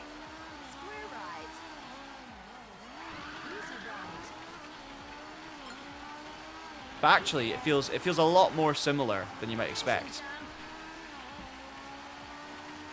Which is good. It means it's enjoyable, but it's not... I don't feel like I'm a hyena struggling to pull myself along.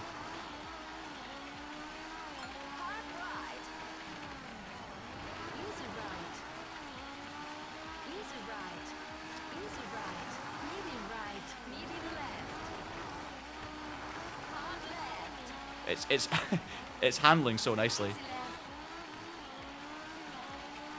It feels a lot quicker and more nimble than the BMW. I know I've put upgrades on it.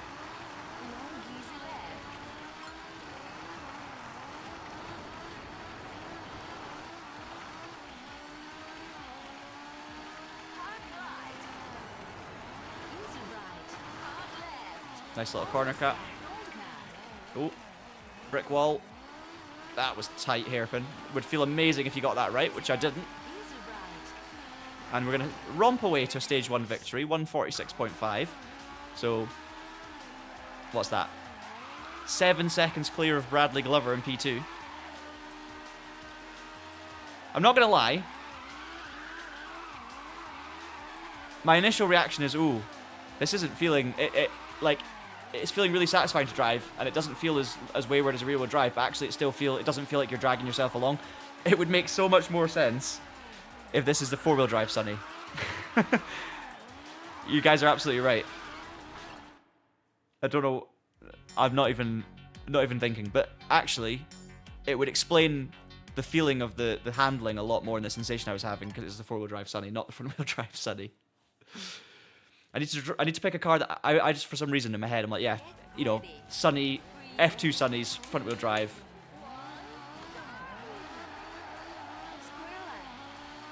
But of course, this is like the early 90s one, so there's all sorts of variations of these cars depending on what spec, what year, what class.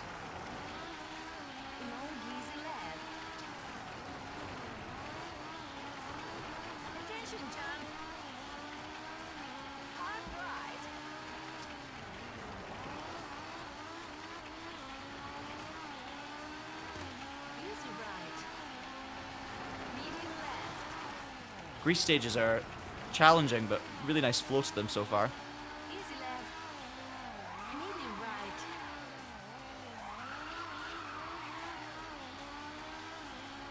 Medium right. I do appreciate the stage lengths as well at this stage. Like, I know that there will be tougher challenges ahead, but in terms of actual stage length, it's short enough that it feels pretty quick to just, you know, fire onto the next one and get the variation. It's clearly...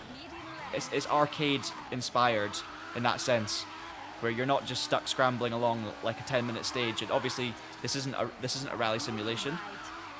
You're not trying to simulate the longevity and the strain that you would normally go through as a driver on a rally stage and getting to the end and everything. It's much more about just short, sharp competition and leaderboards and moving through. And obviously having these kind of condensed little mini rallies, you still have the element of, you know, I'm 7 seconds back, I need to win by this much, or beat this person by X to get that position. So there's still an element of like recovering from mistakes and being consistent. But when I'm just looking for a bit of fun on an afternoon, I pick up a controller. It's I do enjoy this kind of short, sharp style. If I'm playing Richard Burns Rally right now or a Assetto Corsa Rally, I'm not necessarily wanting every stage to be 1 minute 30. I mean, it would be fun actually, having lots of short rally stages, but you get what I'm trying to say. When I'm watching a rally, oh no, that was bad. I'm miles off it apparently. When I'm watching a rally, I actually, you know, when I'm following a live rally in the WRC with Rally Plus, I don't really mind the stage lengths. I prefer the longer ones to the shorter ones, generally speaking. I prefer more space for things to get a bit wild. But when I'm watching old rallies, like when I'm watching YouTube coverage of the 1986 RAC or something like that, I love the long rallies with really long stages because it's just the variation and the changing in the leaderboard and the excitement that brings of, you know, you don't have to be the fastest, you just have to keep it on the black stuff and keep it neat and tidy and not break down. That element of watching rallies is so enjoyable to me. So it's obviously changed the way the World Rally Championship is these days, that we don't get those, you know, mental situations anymore. But no, when I'm watching rally, I like the long stuff. When I'm driving it in an arcade sense, I don't mind the short bursts. It would be cool if there was a little bit more variety though. Like it'd be fun if there was a stage that was 3.5 minutes and then another stage that was like 30 seconds. But it's unreal. You know, maybe that's just a weirdly unrealistic compression. You don't need to do that. There is at least a variation between 1 minute and 20 and 2 minutes 30, for instance.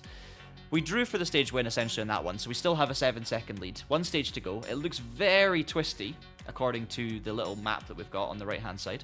Looks like there's a couple of high-speed sections, big hairpins. So, yeah, we'll see. Just gonna have a wee look at the chat again. Yeah, Group N spec. That would make a lot more sense. It would make a lot more sense.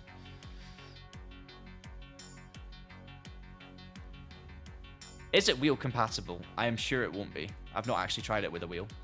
But, hey, if it is, go and give it a go. See what happens. But I'm expecting it to be a controller or a keyboard game for sure. I mean, it depends on how your wheel is recognized as well, I can imagine. but it is just like simple configurations.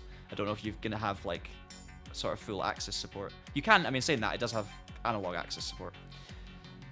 Just over an hour till you guys can play it. Stuart, I just want to say, WRC is pants now.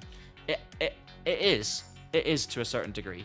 I think it's pants in that I don't think it's as fun for the drivers anymore, because all of the pro drivers now have all of the footage for all of the stages. So therefore, it just becomes this really annoying thing where if you want to win the World Rally Championship, you not only need to be obviously good enough, but you also need to know every single inch of every single stage, because you can. Like, because someone, if you don't do it, someone else will. You've got to know every single inch of every stage.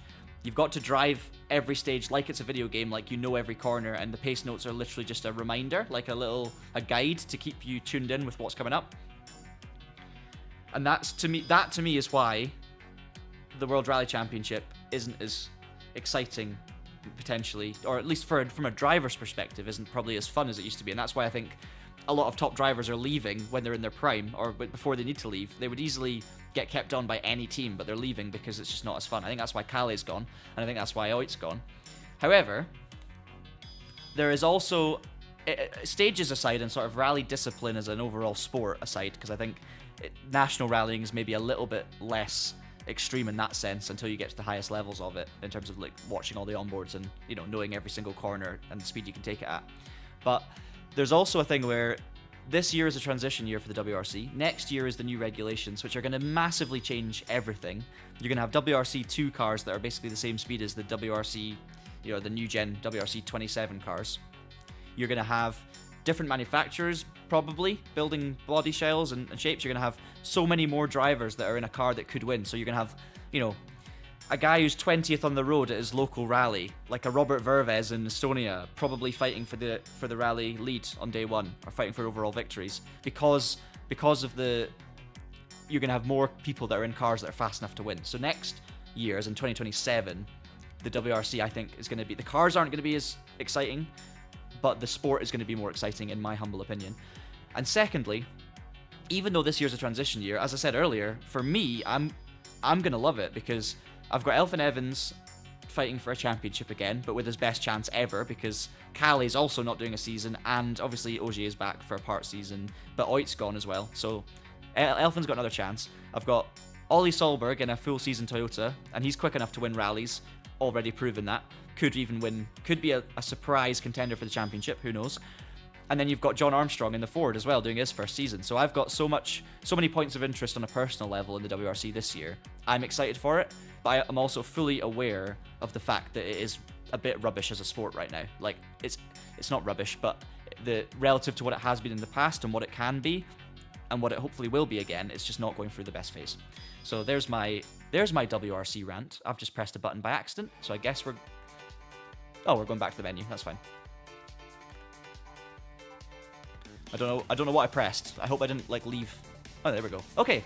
Actually, I've accidentally shown you a feature. If you leave an event midway through, like I just did by accident, you can of course continue the event, or you can retire. So you have to finish the rally you're on. You can't just go and start other events and have them all running at the same time. But you don't forfeit the event. You can go back, look at the dealership, look at your stats, all that kind of stuff. And then we can continue. Steam timers do not work well. I totally agree. But I'm with Train with Roger's train of thought. It's probably gonna be 3 o'clock, guys. It's probably gonna be 3 o'clock. But we'll obviously keep you updated. Do you prefer Art of Rally or this? Freddy Zord, it's too early for me to say personally. I love Art of Rally, and I still continue. I've still not completely 100%ed everything on it, so I still play it every so often. Very occasionally I dip in, because obviously there's no longer updates. But I developed a deep love for that game. Not that I thought it was perfect or like the most enjoyable game to ever sit down and play, or I wouldn't say it never got boring or repetitive, because it did at points, but like every game gets that to a degree, every single game. It's too early for me to say whether I prefer this or Art of Rally, but what I would say immediately is it's up there, as in it's up in that category of absolute top tier arcade indie games, and rally specific obviously we're talking here, but for me it's up there with Super Woden GP 2, arguably could be a better game than that because the rally discipline works so well with this physics and this sort of progression base. Not as much variety maybe as Super Woden GP2, but I think both of these games for me are tier A when it comes to indie arcade titles. Art of Rally is also tier A. I think you have to ask me in 5 years' time, when I've played this on and off continuously for days, and maybe come back to it 6 months later, or there's updates or whatever, then come back to me and ask me which I prefer out of this and Art of Rally, because at the moment it's not fair for me to make a definitive judgment one way or the other. But it's good. It's really good. We've got a nice debate going on about WRC. Stuart says Ollie will be champion. Yeah, I think he will be. He's always had the talent. Even from the very first time he jumped in Rally 1 in Sweden, when they were at Lapland, the kind of was it kind of Finland when they did the snowy Finland rally, and he was like top 5 immediately. No one jumps in Rally 1 as top 5 apart from Ollie Solberg, Kalle Rovanperä. Maybe you could say Martin Sesks in his local event. He was insane, and he is talented enough to have a full-time drive. I don't think he'll be a champion, but he's very good. Anyway, Ollie for sure has a chance of being champion. Let's do this. Get ready. Back in our sunny.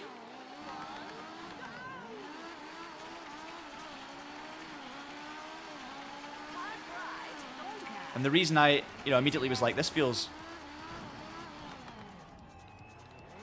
Good thing I've got 7 seconds in hand. I couldn't have timed that any better. I was about to say, the reason I immediately got in this car and thought, oh, this is handling more user-friendly than the BMW and it feels better out of corners and more punchy, is probably because it's four-wheel drive. And it explains so much more about the kind of, not quite front-wheel drive, but not rear-wheel drive handling characteristics that I was trying to describe when I immediately was expecting it to be front-wheel drive. Come on. Go, go, go. It's been a really bad start to this stage. Easy left, easy right. Need to finish within 7 seconds of the leader to win the rally. Hard right. Currently 2 seconds off in the split that might not be accurate. Let's see.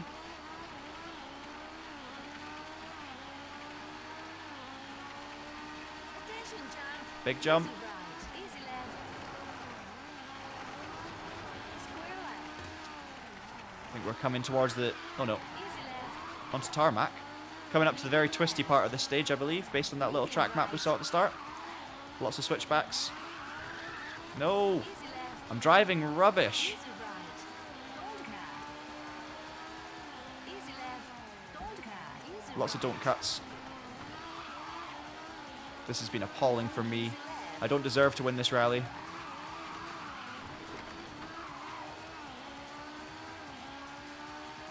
Long easy right. Almost there. Almost there. Come on, we need to beat the finish soon.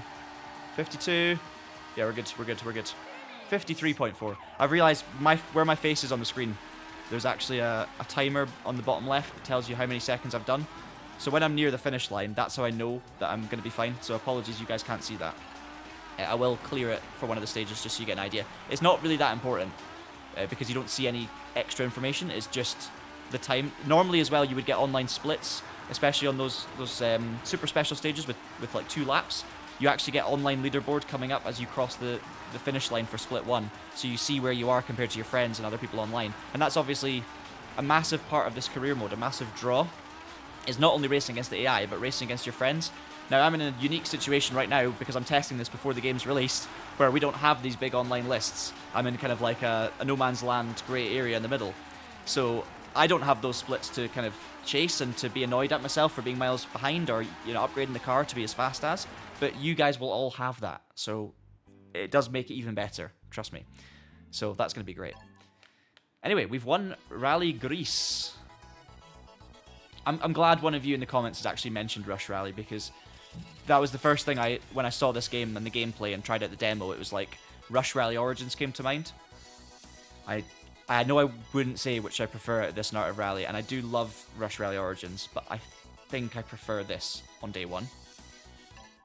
And as I say, I love Rush Rally Origins and the Rush Rally games. I've got nothing against them at all.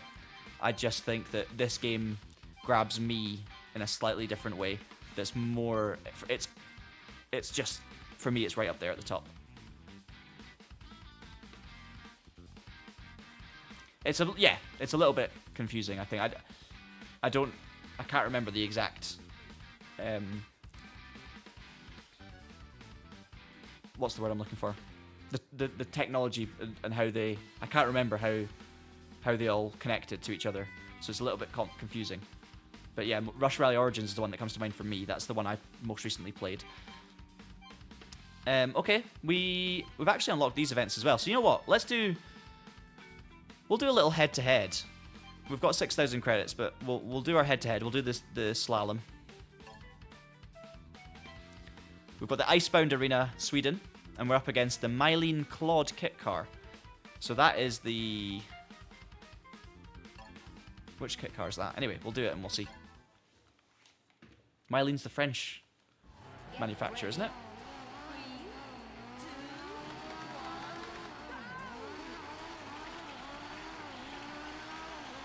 Right, we're underway.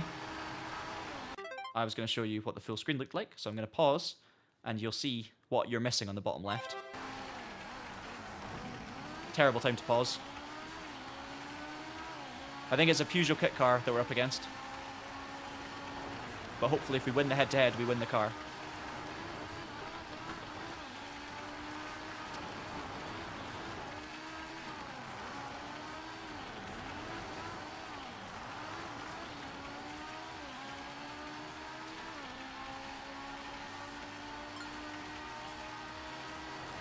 Strong start. Change view, go for the kind of nearest one again. I think the game looks better from this angle. You get a better view of the car. You actually get a little bit of a nicer perspective of the surroundings, but it also makes it slightly harder. So that's the trade-off for me. I think it's harder to drive from this view because you can't see as much what's ahead of you, and you really need to look far ahead in this game. But it looks better. So let's just try it for a little bit. And obviously there's all these views in the middle which we haven't really stuck around for. I am miles behind. There's your split on the bottom left, but as you can see I'm the only name on it. Hey, we've got a new community member. Oh, thank you so much. Project Cultural Marine, I've been seeing your chats all the way through the stream. And welcome to the community. Thank you so much for signing up as a member. Hugely appreciated. And as a community member, of course, remember you will get access to a special Discord channel. So if you join our Discord server, and then if everyone can join our Discord server, as I mentioned earlier in the stream, and we can chat about all sorts of rally games, and we can share videos and photos and experiences. But as a member of the YouTube channel, you will also get access to a specific members-only part of that Discord server, and we can continue our conversations on there too. So just a massive thank you, for supporting the channel. You'll also get access to a couple of kind of extra videos that we've done recently as well.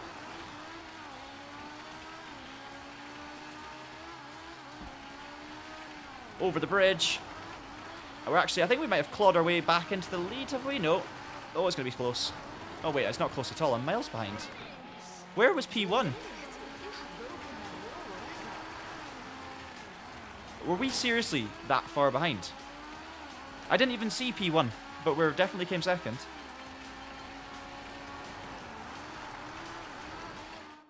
How far? I want to see what the time was. Last.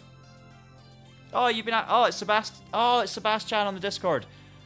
That makes a lot of sense. Yes. Yes, we've seen you chat in the last few days. Okay, I didn't realize it was you. Thank you so much for joining. Amazing. No, you definitely didn't mess me up. Trust me. I think I went... What messed me up was I changed the OBS screen to hide my face so you could see the splits. And immediately as I resumed, I crashed. But I was rubbish anyway. I had no speed.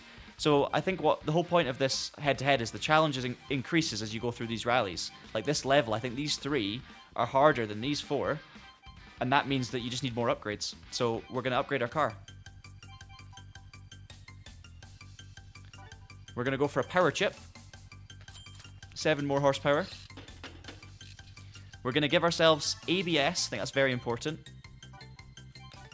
1,400 credits. We are going to give ourselves better brakes to go with the ABS. And I'm going to upgrade the intercooler. for 1,600 credits. Okay, so our car is now faster, more competitive. I'd be very curious to see if I could get this Class D car up to a different class. We'll give it a wash as well, so you can see the wash animation.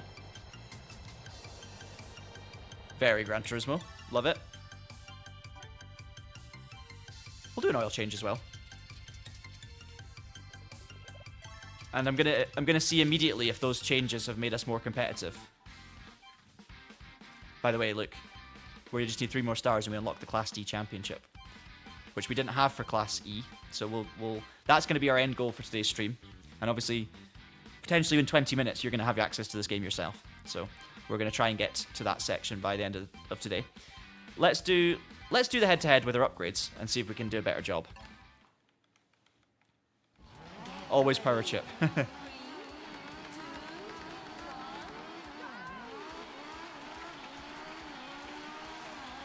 Yeah, we'll do the Gymkhana one, don't worry.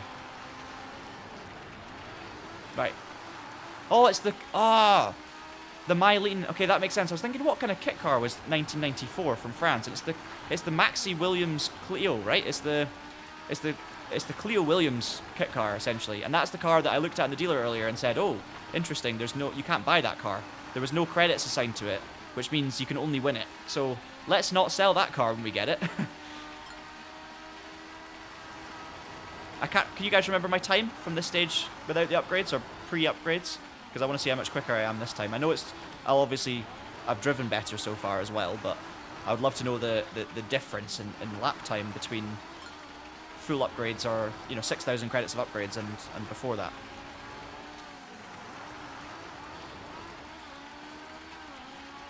We're definitely putting ourselves more in the mix with the AI car than last time.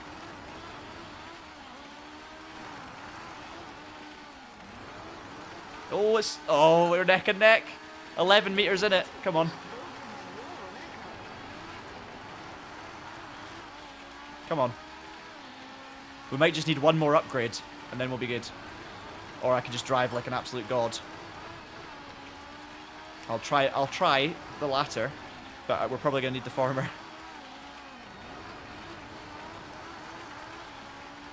This has been it's been a good run for me so far. I'm leaving it all out there.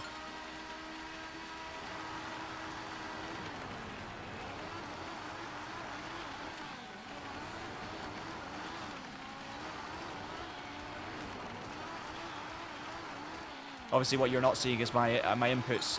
You can see the steering and the gradual steering input I'm putting in through the tires, but you're not seeing my throttle and brake. You're just listening to it. Come on. We're clearing more of the bridge when we jump, since we've got those upgrades. Oh, it's going to be so close. Come on. Come on. Yes! We got it. 109. Thank you, Mark Conception. 109.2. Appreciate it. What was that? That must have been much quicker. 1 minute 4.9. 5 seconds. Hey, nice.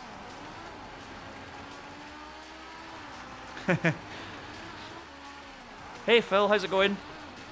How does it feel compared to old school rally? Well, old school rally is down to interpretation, but this is better for me than old school rally in terms of feel. There are certain comparisons that I don't want to make until I've learnt more and I've played more and I can kind of gather my thoughts. Like, that's why I'm not giving you a definitive, do I like this more than Art of Rally or not? Because I love both of the games and they both deserve more time to give them full and fair assessments. And you don't necessarily need to prefer one to the other. You can love both. However, there are other situations where it's a little bit more easy for me to just say I prefer this, and that is one of them. I do prefer this. We're getting a delivery, and it's going to be a Renault Clio. A Williams Renault Clio. Hey, good. Happy birthday. I mean, not good about you've got a head cold. That's really not good. But, yeah, hope you had a nice birthday. It's been ages since we've caught up. Hello, Mylene Claude Kitcar 1993. How do you do? You're going to need some upgrades to be competitive, unfortunately, which, yeah, I've spent my money rather than saved it, so we're gonna stick with the Sunny for now. We will get to the Gymkhana, don't worry. We're going to do, though, Rally Spain. 3 stages, just so we can get more money, so we can make the car faster before we take on this big championship as well. Oh, amazing. I really want to do the Richard Burns Rally event at VMO at the moment. I did last season's, I think I did 2 or 3 last season. I know Ross is doing them too, but I just haven't at the time. I couldn't do the one over Christmas. I was away from my rig and everything. And I'm at a lot of Celtic Connections gigs in Glasgow this month. So basically in Glasgow there's a traditional Scottish music festival that lasts like a month. And I am someone who used to play a lot of traditional Scottish music. I still play a little bit when I can, but every year in January, February, Celtic Connections happens, and there's just gigs on every evening, and mainly on weekends there's just gigs all the time. My family usually come down for it, and I meet up with lots of old friends, so weekends are hard to come by at the moment. The next 2 or 3 are all gigs and catching up with friends, which will be amazing. But it does mean that I'm not I'm not really playing Richard Burns Rally.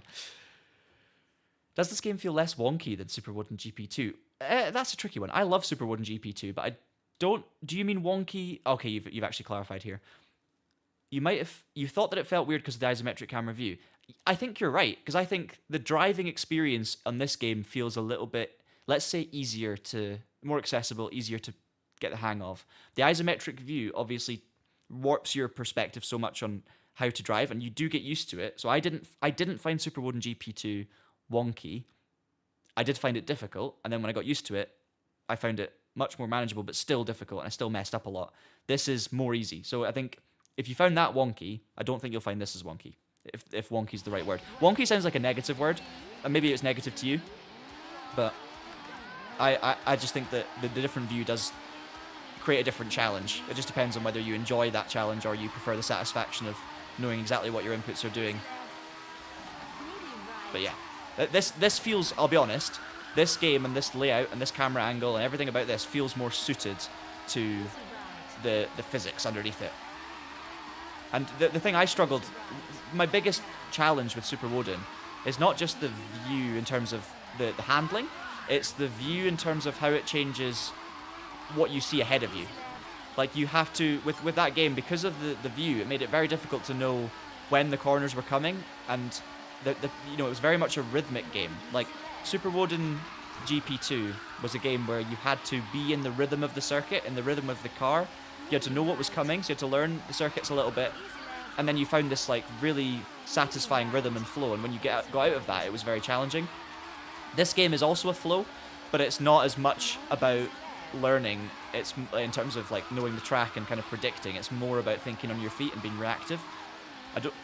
Yes, you still have to look, you have to listen to your pace notes, and you have to look as far ahead as possible, and you might still miss corners because you can't quite see what's coming, but it's a lot more kind of authentic to rallying, whereas in obviously Super Woden GP2, when you're doing circuit racing, that's not how real circuit racing works. It's just how certain games work, more reactive than anything else.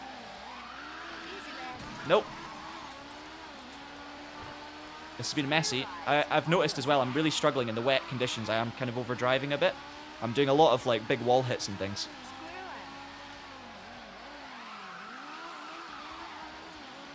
Right, we're going to take a stage win. 1:48.5. 3 seconds clear. I'm going to do a rally stage without my camera on it, just so you can have a feel for what it's like when you actually know how far into the stage you are. Yeah, sorry. Yeah, I get what you mean. Sorry, Mark. I didn't mean to assume that you were meaning negative. It just I wasn't sure if you were trying to say, because you said does this feel less wonky, I wasn't sure if you meant does this feel better or easier. But I get wonky can also not be yeah, exactly. Wonky's definitely not always negative. Like I use janky and like janky is more negative maybe, yeah. Janky is like broken wonky, whereas wonky can just be like fun wonky. And like I still I don't know. I love the word wonky, honestly. But when something's wonky to me, it's like it's a bit all over the place and not quite right. Janky's like it's broken. But I love the use of wonky in a positive light.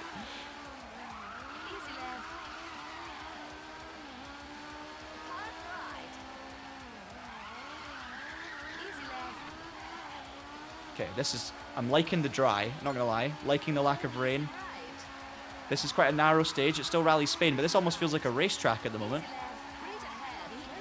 Oh, nope.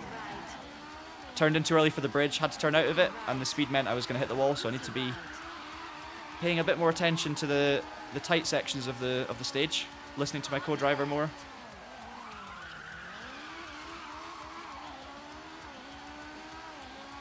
So you can see the bottom left. That's how I know what time I'm going to get before I come to the finish, so apologies that my face is kind of hiding that. I'll maybe move my face cam up a little bit. In fact, let me do that right now. Let me just do a little shuffle. Hang on. Beep, beep, beep, beep. There we go. Sorry, I just ignore me amusing myself. There we go. Medium left. Easy right. Long easy right.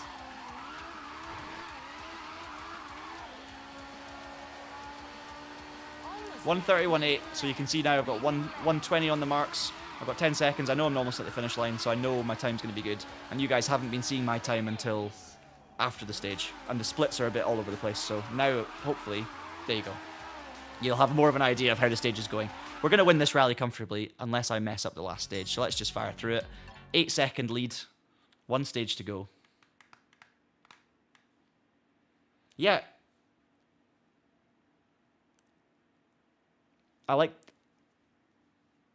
that comment, Mark, as well. It is a matter of, it's making those intuitive and visual perspectives connect in your head. It's like, what are my hands doing with the steering inputs, and what is my brain telling me about the camera angle? And that's why it's like a flow. It's a little bit like, it's generally like hand-eye coordination. When you're playing, like, say, a first-person shooter, you're obviously coordinating moving and aiming at the same time. So you're looking different places and you're aiming, but you're also running. And so you can be running backwards and aiming, or running forwards and aiming. And it's like your brain gets very used to, if you play a lot of those games, you get very used to the kind of, the way the person works and the way your gun moves and the way your camera angle changes.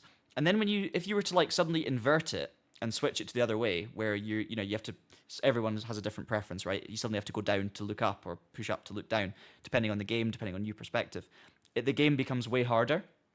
And the reality is, the game's not any harder. It's just because your intuition of what you perceive and what you're actually controlling, there's a disconnect there. Like, you're not in tune with what you're trying to do in the same way. Your hand-eye coordination's not the same, or what you want to do isn't happening because your brain's telling you to do the other thing. It's very, very weird. But then once you get the hang of that, it'll be very hard to switch back again. So that is what I would say it's like with Super Woden GP2. It's a new thing to get used to, so your brain's got to make new connections on how the steering works versus how the camera angle looks, so when to turn a certain way. But you do get used to it, whereas you don't get that with this. get ready. 3, 2, Yeah, it probably is the same. It probably is the same person controlling it, right? Not controlling it, recording the notes. I don't know. Yeah, I say it's a one-person game. It's clearly not just a one-person game, but you know what I mean. easy right. Medium right. Now I've gone for the kind of closer in camera now, just for, again, a little bit of a different perspective on the stage, and it does change it a lot. Like, it feels a lot more, you feel a lot more kind of enveloped by the stage, and I think it feels more authentic from this lower angle. You feel more, you're not seeing it from above, you're kind of, you feel like you're in it a little more, which I actually like, even though it's harder. So we're going to, I keep saying this, but we're going to stick with this for a little bit for now, until I start complaining about how I can't see. Easy left. This is very similar to the first stage. Easy right. Might just be a reverse layout. I didn't do much looking at the stage numbers and stuff to know what's coming. Long easy right.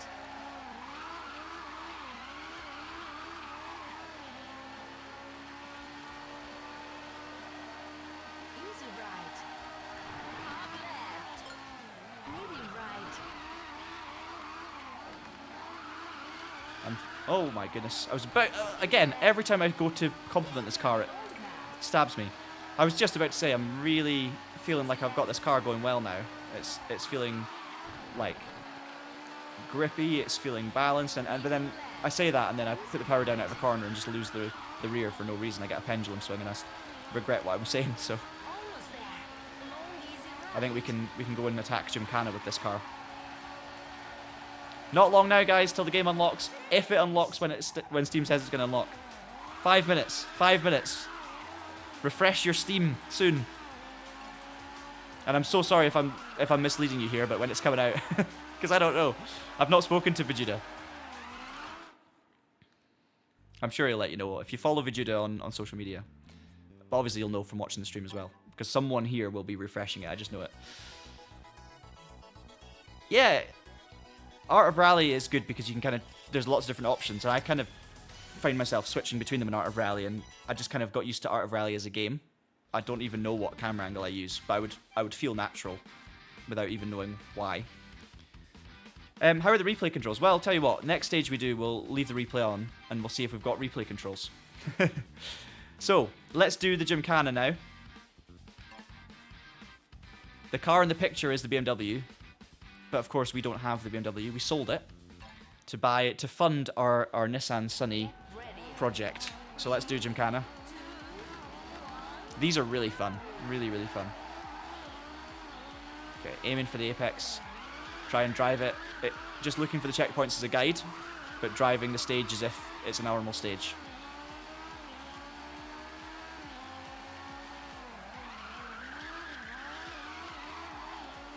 Oh, it's so satisfying.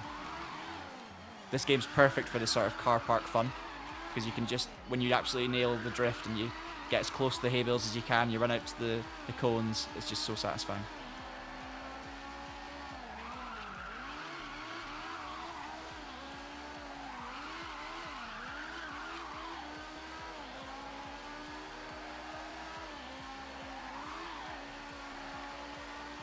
.46.3. Right, replays. I don't actually know if we got replay controls. Every time I feel like I press something, it changes to the results page, so I'm going to press carefully. Oh, okay, there you go. We've got rewind. We've got fast forward. I feel like if I press X, it's going to immediately... Or if I press X or start on a PlayStation controller, it's going to immediately go through to the next page. None of the arrows do anything, so we just got rewind and fast forward. I'm going to have to press X. Boom. And we can hide this. So I think all we can do really is rewind and fast forward. Unless there's maybe more buttons you can assign in the options, so we'll have a look. And once I've done that, the audio level's changed now. So I've hidden the screen, but the menu doesn't have the original audio level. It's kind of gone to like a menu background audio. Anyway, we got our gold.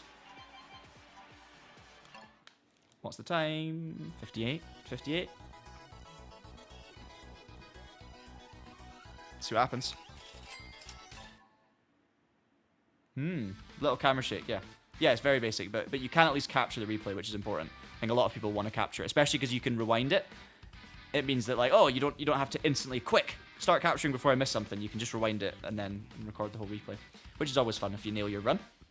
It will definitely Gunhead Forever. If you watch our review, you'll see some Steam Deck footage in there.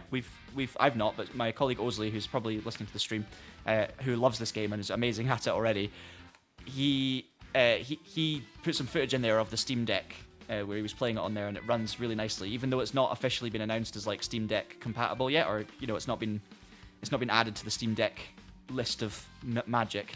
But yes, it works really well, and go and check out a review. I'd recommend watching the whole review, but if you just want to not get spoilers or anything and just see the bit about the Steam Deck, skip to that part of the video, and hopefully you'll be able to find that. No worries at all. You're very welcome. Okay. We have the Swedish Rally, the French Rally, and then we've got the Class D Championship. This is going to be our first championship, and that's what we're going to end with.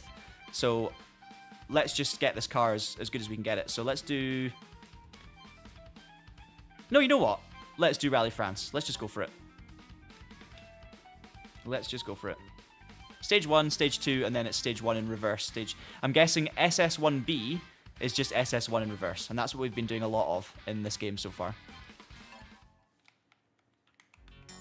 Game's live, guys. There you go. Thank you so much to our latest channel member for updating us with that information. The game's out. So get it purchased, get it installing, and while it's installing, stick with me. We'll do our championship, and then you guys will be released to the winds to go and set your own path and find your own rally destiny and play this for yourselves. Do a better job than I'm doing. And yes, it is that cheap. I don't expect wheel support, Commodore. I've not even tried it yet, though, with that. Well, there you go. 30% off as an entry-level offer. Thank you, guys. So $7.69 is the price. That is in British pounds. This is like Monte Carlo. So this is French Rally, but it is Monte Carlo, as opposed to like Corsica. So it's going to have a mixture, hopefully, of some kind of... This is like slushy... I was going to say tarmac, but it feels almost more gravelly, but it's just an icy road. It feels smooth, like tarmac, so I think it is just a slushy, icy tarmac road.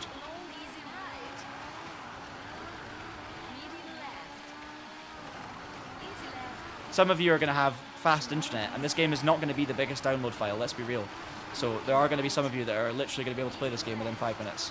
And let me just tell you, the first thing, and you'll have got a little flavour of it from the stream, but maybe not to the same extent because I've turned it down a little bit, but the game soundtrack is just amazing. I absolutely love the original soundtrack.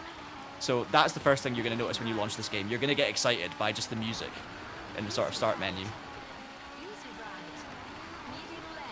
Look at this. The undulation here is wild.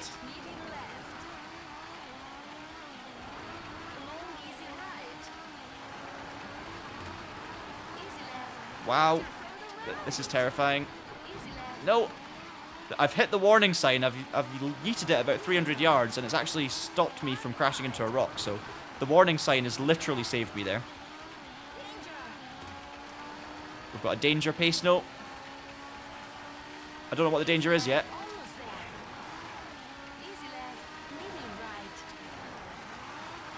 And across the line.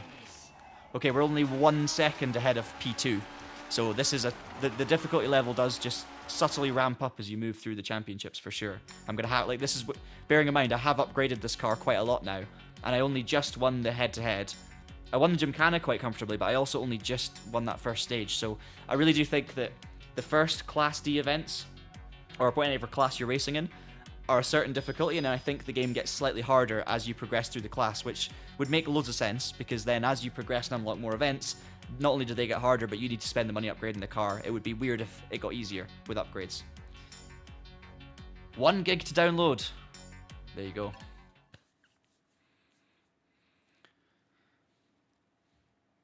Also, guys, ViJuDa will watch our content. ViJuDa's aware of our video. We've obviously spoken to ViJuDa. I've not personally spoken to ViJuDa very much. My colleague Tom has spoken to ViJuDa a lot. For us to be able to obviously make this sort of stream in this video and get the game early and everything. So ViJuDa is very much aware of the Traxion stuff. So show your support and love for this incredible solo dev in the comments, whether it's on the stream, but also when the stream goes live or on our video review or anything like that. Just write thank you ViJuDa. Hashtag thank you ViJuDa. Some appreciation, because you will see it, and I mean, it's an amazing game. He's made lots of amazing games in a short space of time, and you just have to commend it, because there's so many games out there. There's so many good games. There's also a lot of okay games and games with lots of flaws. So to actually, in this day and age, make such a strong arcade piece that has such few flaws, let's say, like few foibles, is massively commendable on a limited budget and limited resources with literally a solo developer. It's amazing. So yeah, just a big shout out to ViJuDa.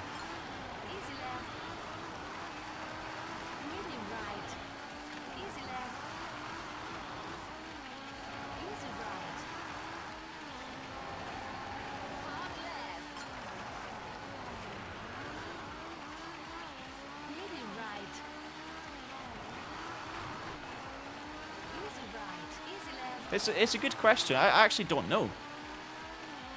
I don't actually know.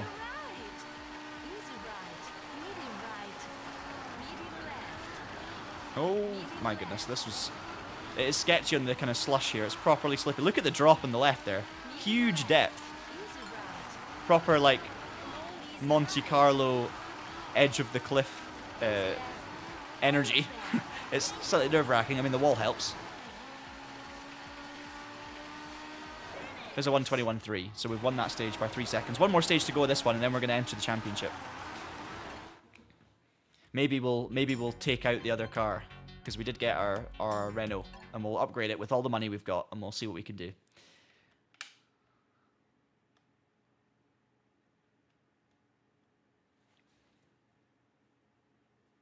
Ah, okay, sorry. I thought for a second, Mark, you scared me. When you said, oh, not yet, sorry for the misinformation, I suddenly was like, wait, the game's not out yet? But you mean for the Steam developer page? And the soundtrack coming soon, yes, absolutely.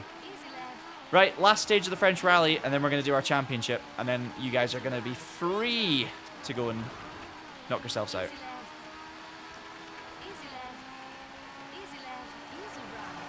And remember, there are online time trials and leaderboards and all that kind of stuff. There's local multiplayer.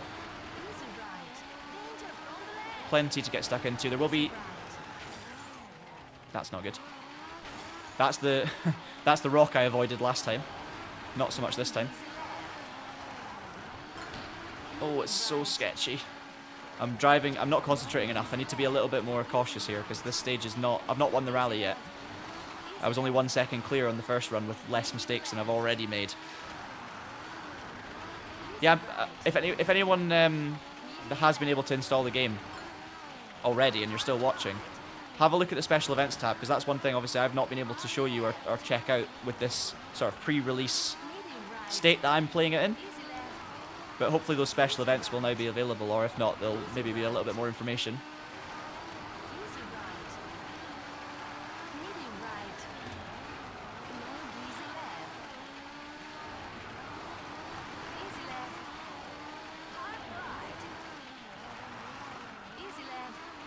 That was satisfying. Nice and close to the wall. I don't think I'm going to win the stage, but I think I'm going to win the rally. Just need to be, I think, within 3 or 4 seconds, and we should be okay. 3 seconds off on the split. I need to get a 140, let's say a 147 should be enough. And we're going to get a 145. Okay, we should be clear. We should be clear.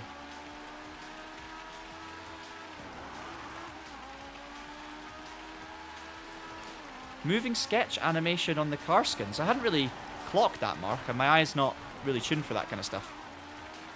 Interesting. Did you watch our Monte Carlo rally stream on Dirt Rally literally last week, Mark? Because I did. I went back on Dirt Rally. Obviously, we did a video on it, which you may have seen, where we interviewed Paul Coleman, the game director, all about the story of Dirt Rally. But we also did a stream, and part of that stream, I did a Rally Monte Carlo. I can get why you're afraid of it. I mean, it's hard enough on a wheel, to be honest. Okay, rank 1. And our 250 horsepower Nissan Sunny gives us the win, but can we spend 17,900 credits on our Renault Clio and try and take on the Tidali Class D Championship, which will be our first championship. I don't know how it's going to work. I don't know how many stages. Hang on, did I not win it? Oh no, it's the... I was literally looking for Renault Clio. It's the it's the Mylene Claude kit car. Okay, let's upgrade it. Can we paint it a different color? Oh, I really do want the grey livery, but upgrades are more important. Are they? No, they're not. We're painting it. We're painting it. Right, power chip. Yes, give me the power. Give me the turbo. Yes. I can do the Gymkhana stage again, Stuart. Yeah, I did it already, but I can do it again, try and beat my time. We can do it as a test bed for the Clio. See if we can beat the time of the...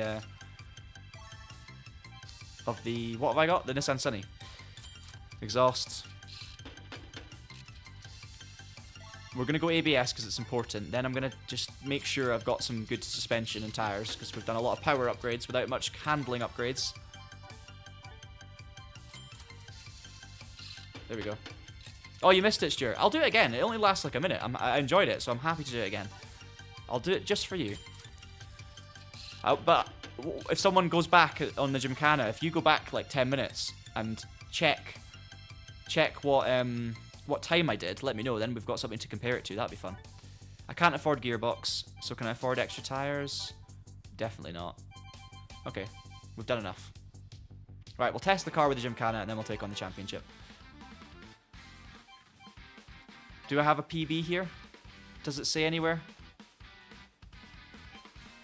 Yes. Sorry, I've got my own time, so you don't need to go back. 46, probably too late. 46.3 is the time to beat that I set, so we'll know if this car's quicker than the Nissan Sunny, if I can beat a 46.3. I think we upgraded it after that, I can't remember. Anyway, let's try and beat a 46.3. Oh, it sounds good.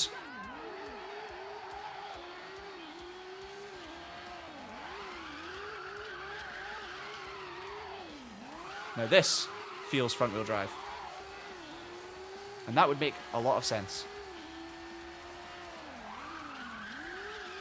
It still doesn't drive like a traditional, you know, I don't feel like it's pulling you along in an exact front-wheel drive way. It just has a sort of front-wheel drive flavor, is what I would say. Like, you can feel that it's almost like there's just a more of a shift. Like, there's a shift of power rather than a complete, you know, drivetrain 100% thing going on. Hopefully that makes some sort of sense. It's more of a feeling. Oh my. I mean, I wasn't going to beat a 46 anyway. I was already at 46 seconds by the time I crashed, so we're going to be up against it. You can see I'm still able to get the rear out. And the tire spin seems to be coming from the rear, which is interesting. So I'll let you guys be the judge of that. Yeah, so Oz, I discovered that earlier on, because the first time I did it, I just drove to the checkpoints, and then I realized you can just obviously nail the lines and stuff, and it's much better. That wasn't me not knowing that. That was me being rubbish. Okay, so we've got our first championship. So we've got two Spanish stages. We've got a Kenyan stage, a Swedish stage, and a Finnish stage with 9,000 credits up for grabs. We're going to do it in our Mylene Claude kit car. Our first long rally, first proper rally, multi-event rally. Front-wheel drive flavorings and preservatives. That's literally it. That's how I feel the physics are. I would want way more time to kind of really analyze all of that. Easy left. Long easy right. Easy right. Danger. Easy left. Easy left. Come on. Danger. Danger everywhere. Neutral. I'm absolutely flat out. Medium left. 183 kilometers. Someone did ask earlier if you can change. Okay, right now. Oh, look. There you go. That's something I haven't even talked about. We can go some different video modes. Let's do it. Let's just try a few things to show you. So we've got pixel mode. Easy left. Hard left. Hard right. Proper old school arcade mode. I think I just said arse mode. You know what I meant. Pencil mode. Oil painting. Oh, that's cool. Easy right. Straight ahead. Look at that. Medium right. That's you don't need to do that. You don't need to implement that. And yet Easy left. ViJuDa does ViJuDa. Hard right. Van Gogh. Easy right. That's really cool. And then you've got the CRT stuff. Comic is what the kind of default is. Or Basics default, sorry. And then Comic is very similar, just subtle differences. And then you got CRT. We'll try CRT too.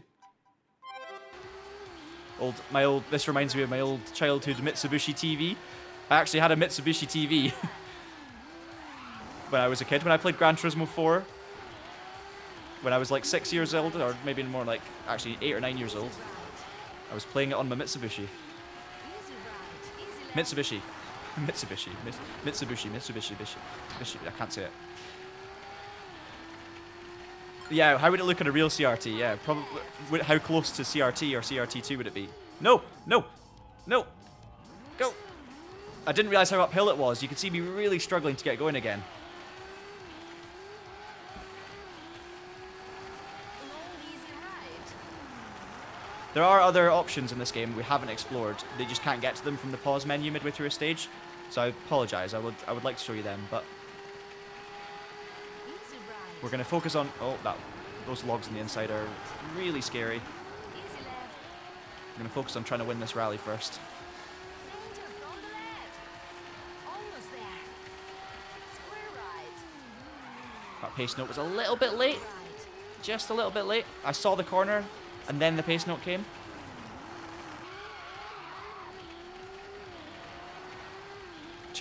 Oh, 2:16.8.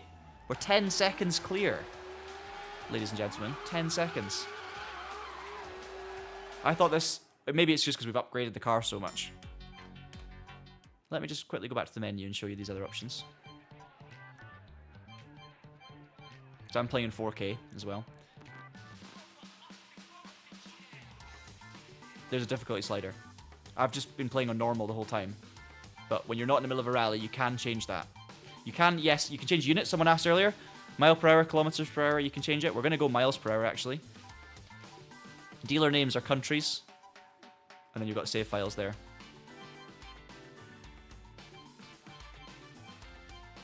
Arcade mode, by the way, which I haven't kind of shown you, Select your route. is... we've already got some times coming in. You've got easy, normal, and hard routes. And it's basically like a multi-stage rally. Stats I've not looked at, but you've got game time in this session, rallies completed on this save. So we've been obviously doing the stream for a couple of hours now.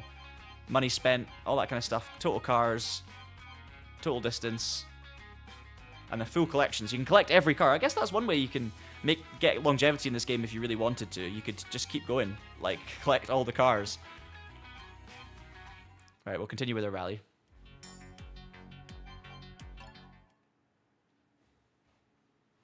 Get ready. 3, 2, We'll go back to the other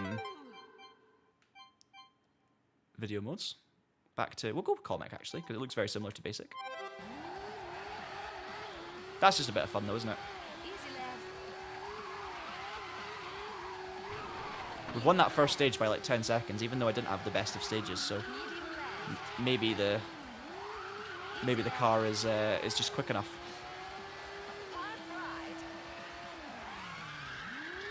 Easy left. Long easy right. Easy right. Easy left. Right ahead. Careful. Medium right. Nicely over the bridge. So satisfying like this, when you just get really close to all the edges, you hit your apex and you don't quite run off. It's just... I can't explain the endorphin rush you get. Doesn't even make any sense. But again, there, it's like, oh, Easy left. it's great. It's great. Hard left. Right ahead. Careful. Medium left. Yeah, arcade mode is kind of a more traditional sort of... Here's a little set of stages, multiple stages. Go and try and beat your friends on it. You can pick a car, but they'll all be within a certain performance level. They're all, I think, the same class of car. Almost there. Medium left. Medium left. Nope, nope, nope. Got away with it, but you see how much time I lost from going in the grass. We're going to win that stage by 5 seconds. We're cruising. We're cruising. Nice tones. Hopefully you enjoy the game. I'm sure you will. I'm sure anyone who plays this for £7.50 will get their money's worth. Rally Kenya time for stage 3. Look at this downhill straight away. Medium left. Medium right. Nope. Come back. Thank you. Easy left. The car's got pretty sensitive steering. I don't know if it's the upgrades I've made, but it obviously grips well. I'm not having much understeer, but I am still at times kind of over-rotating the car a little bit without meaning to be. Oh, that's gone a bit deep, but it's downhill, so that's just me. Long easy left. Easy left. Medium right. I really like these Kenyan stages, I have to say. Big fan Easy left. of the stage design here. Easy left. Medium left.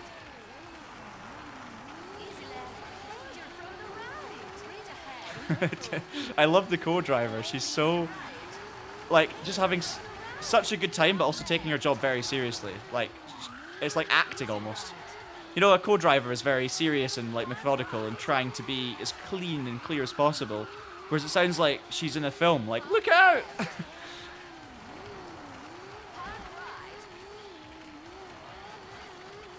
Easy right. Easy left. Easy right. And also for the easy calls, Left. she gets more aggressive as the corner gets harder as well. Like easy left and right, she's proper chill. She's lounging on like a sun, you know, one of those sunbeds, sunglasses on, cocktail in hand, easy left, easy right, and then it comes to caution and she's like screaming in in like a panic. Which, to be fair, you would be if you were in the passenger seat. We've won that stage by 5.5 seconds. I think we've got 2 stages to go with this one. But we are on this difficulty. We are walking this first championship. I thought it was going to be a little bit tougher, but again, I think we've just upgraded our car well. So therefore, you know, I put all the money into it. Susan McCready. Make it oil paint. Yeah, do you know what? Terj, I will set it to oil painting because I think that was really cool. Easy left. Old car. Beautiful.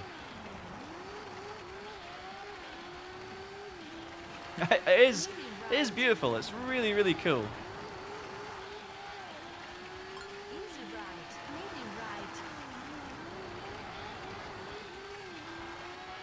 Hard left. Jump ahead. The car sounds are fun as well. I'm not going to sit here and say the car sounds are the best, you know, the best part about this game, or the car sounds are the best in the business, because obviously, I mean, this is, you need quick gear changes. It's an arcade-style game. The nuance to the car sounds are not going to be... Hey, listen, it's not going to sound like Dirt Rally, all right? ViJuDa's not going to go out and record authentic audio of all of the rally cars in the game that these are based on, right? But it is good. Like the Clio, when I first jumped in the Clio there, that, you know, these F2 cars are sort of known for the ridiculously high rev range and the screaming engines, and you do get that impression straight away, even compared to the Sunny, which I was driving earlier.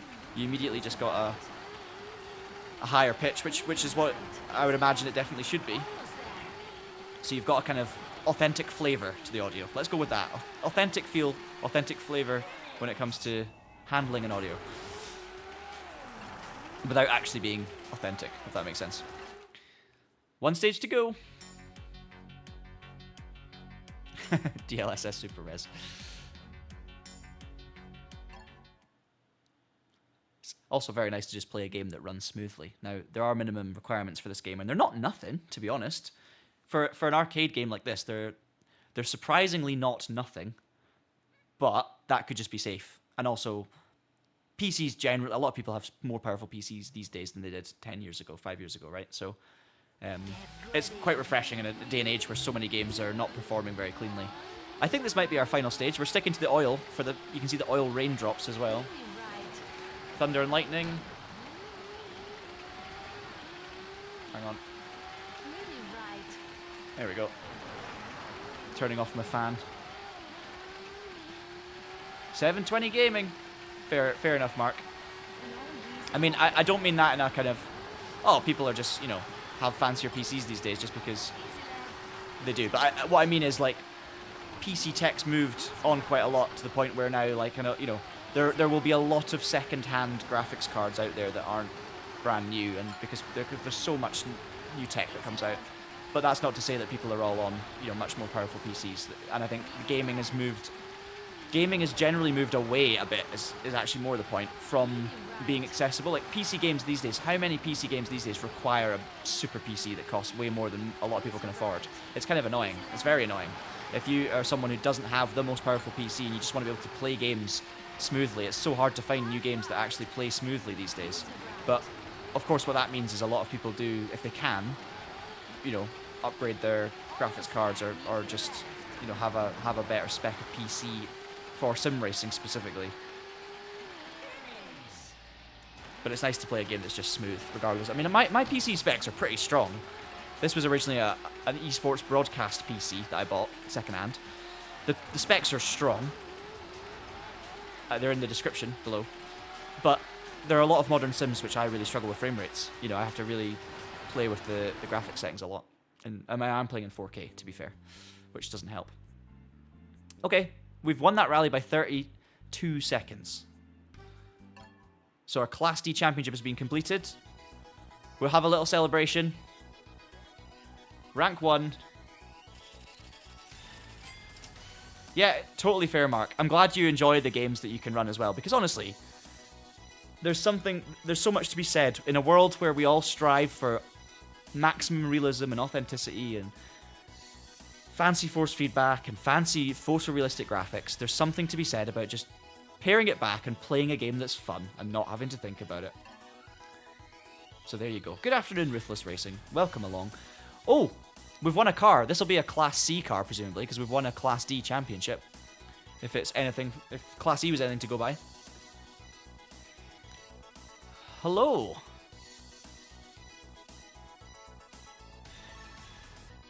Is that a Lancia Beta? What is that?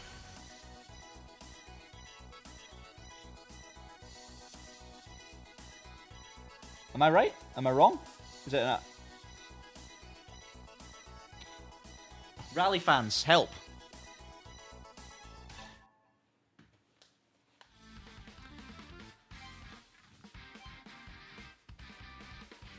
I think it's a Lancia. Or is it the Alpha? Yeah, but it's not. It's like it's Italian. A G-Wiz. I remember the G-Wiz. It's also Class D though. Interesting. So we've been gifted a Class D car. That is only 7,000 sale value. What I want to know is, can you sell cars with lots of upgrades? Are they worth more? No. So look, the Clio is only worth 8,600. To be fair, it was free. How much is the Sunny worth? 7,000. So yeah, the upgrades don't make your car more valuable. So it doesn't. You can't then sell them on for more money. So we've actually got 3 Class D cars, 2 Class E cars, and not enough money to buy a Class C car. However, okay, I need to go and close the game and update it to be able to do season events and stuff.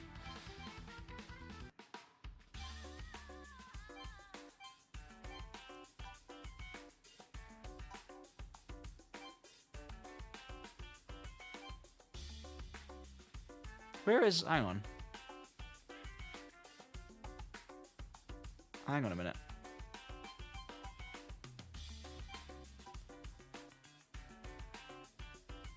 Yes, I think it is the Lancia Beta.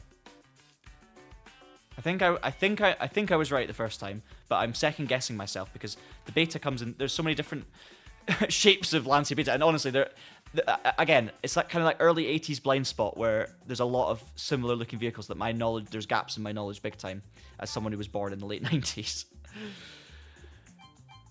Very, very cool. Now, there's one more thing then I wanted to do. So, can we now, because we're out of an event, up the difficulty level? So we started on normal. You've got very easy, easy, normal, hard, impossible. If I set it to impossible, and I've got my upgraded Clio, right, which I'm going to upgrade even more, we're going to fully max it out. How competitive am I against the AI? That's what I'm trying to answer here. So if we go for the gearbox, this Clio is going to be the ultimate Class D machine. We're going to go for the best tires. We can go straight to level 3, which I didn't realize with the tires. Good ears. Okay, this is the best we can do, right? Fully upgraded Class D car. Not saying it's the best Class D car, but we're going to also change the oil, and we're going to wash it. And on the hardest difficulty level, let's just see where I end up. Okay, thank you, Mark. Okay, yes, I'm right. I'm happy with that, I'll take it. You cannot change the gold rims on a Clio. It's a really fun game trying to work out what car's what, isn't it? I like, maybe it's just me. So I'm just sitting here going, yeah, this is really fun. Everyone else is like, shut up, get on with it, drive. No, I think it's really cool trying to work out what car's what, and if there are holes in your knowledge, trying to do the research and work out, what car could that be based on. So, on the impossible difficulty level, can we win Rally Sweden Class D with a fully upgraded Mylene Claude kit car? I think the A110 is Class E, Mark. I think. It's either E or D. Maybe it's D. I'll check after this. I promise. Get ready. 3, 2, 1. Just so we don't confuse anyone who's just joined, I'm going to change the video to basic mode, just so they don't think they're watching a different game. Hard right. Medium left. Medium right. Right, I need to be full push. Let's see how many million miles I am away from the AI on impossible difficulty, or am I actually fine? Because there's a big learning curve, and if you make the difficulty harder, to you have to really nail a stage with a fully upgraded car to win. That's going to make the game. That's going to give you more longevity, and I think more satisfaction from playing through the career mode. Honestly. Medium right. Jump ahead. Hard right. This is an awesome stage. Okay, we're still up there. Medium left.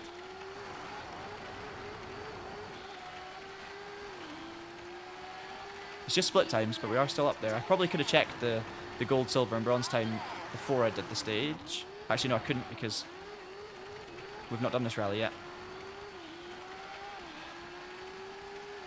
Medium right.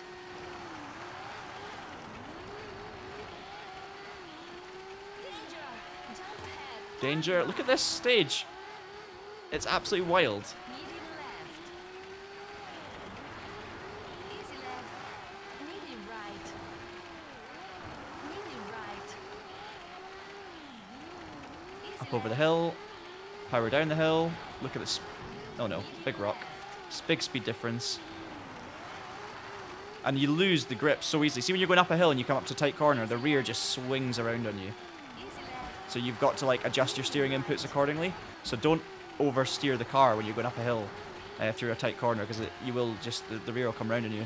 I think we're 5 seconds off the lead at the moment, but I have made a mistake, so I don't expect to win the stage. I should be, yeah, look, 150, fully upgraded. I'm a 154.6 on the hardest difficulty level. I mean, it is called impossible, but that tells me, okay, you need to be really good at the game to win that stage, and that's exactly what it should be on impossible difficulty level. I think hard is probably my sweet spot. It was already difficult enough on normal, but I think hard is probably where I'm at right now to have the most kind of realistic, authentic feeling rally experience. I have not tried the season events yet, Oz, because I need to update the game, but you know what, I might just do it before we finish the stream. I'm having a lot of fun, so if you guys are up for it, I will go try it, just to see. I need to quit the game, update it, and then jump back in, but we can definitely do that and chat a little bit. It will not take me long to update this game. Easy left. Square right. Easy left. Easy right. Hard right.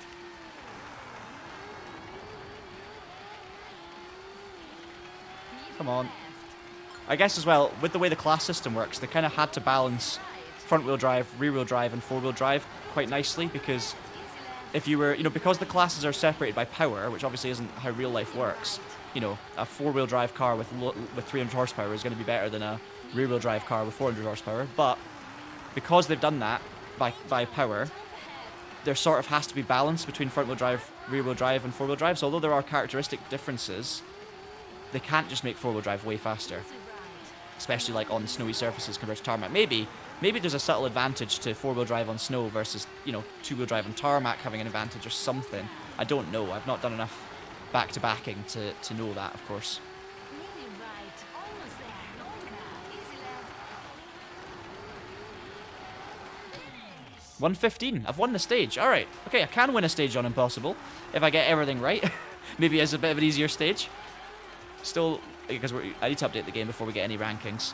Okay, so we're up into, where are we in the rally? Let's see. P2. Okay, I'm in a fight for a podium here. One stage to go. Let's do it. Get ready. Change view. 2, 1. Let's give it a go. We've zoomed out to the furthest up view again.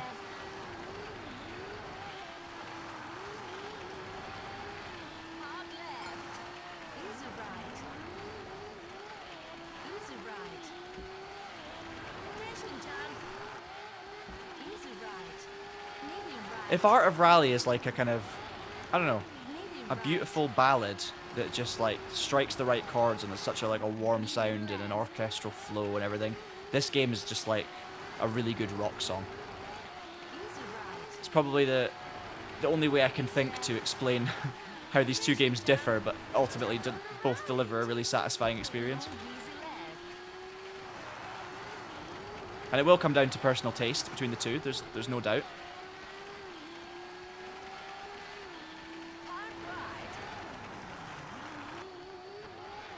Almost got into the crowd there. Haven't done that yet, but I'm pretty sure it'll reset me if I get into the crowd. Thankfully, we've not done that today. I've not really... That's one thing I would mention. Obviously, the biggest punishment really for mistakes for me so far, and I've not fallen off a cliff edge yet, but in terms of mistakes, it's the sudden stops and the spins. It's the spins actually that cost the most time, because with a spin I've had to, you know, on a slow hairpin, I had to reverse and get all gathered up, and I lose like 3 or 4 seconds minimum. Whereas when I've just kind of had a wall hit or you know, I run wide into something, you can kind of quite quickly get back going again. It's not as costly as a spin. But obviously in real life, a big impact will damage the car, but you don't have that in this game. You might have a reset. I've won the stage by a 10th. It was literally that first stage. See, if it wasn't for a bad first stage, that would have been a perfect difficulty level to, you know, just doable to win on Impossible. I didn't really make too many mistakes there. It was a pretty clean run. 149.2. So yeah, actually that difficulty level's not as impossible as I thought. We only lost the rally by 4.5 seconds, so there you go.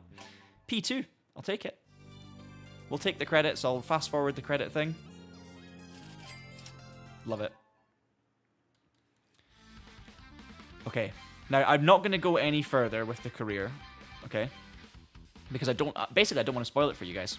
We've done E and D. We've done those 2 tiers. We've had a lot of fun, but I want you guys to be able to experience it for yourselves. However, one thing I'm going to do before I finish up here is I am going to update the game so that we can check out season events and we can have a go, set some times, have a bit of a laugh. So, bear with me for a second while I quit the game and give it a wee update.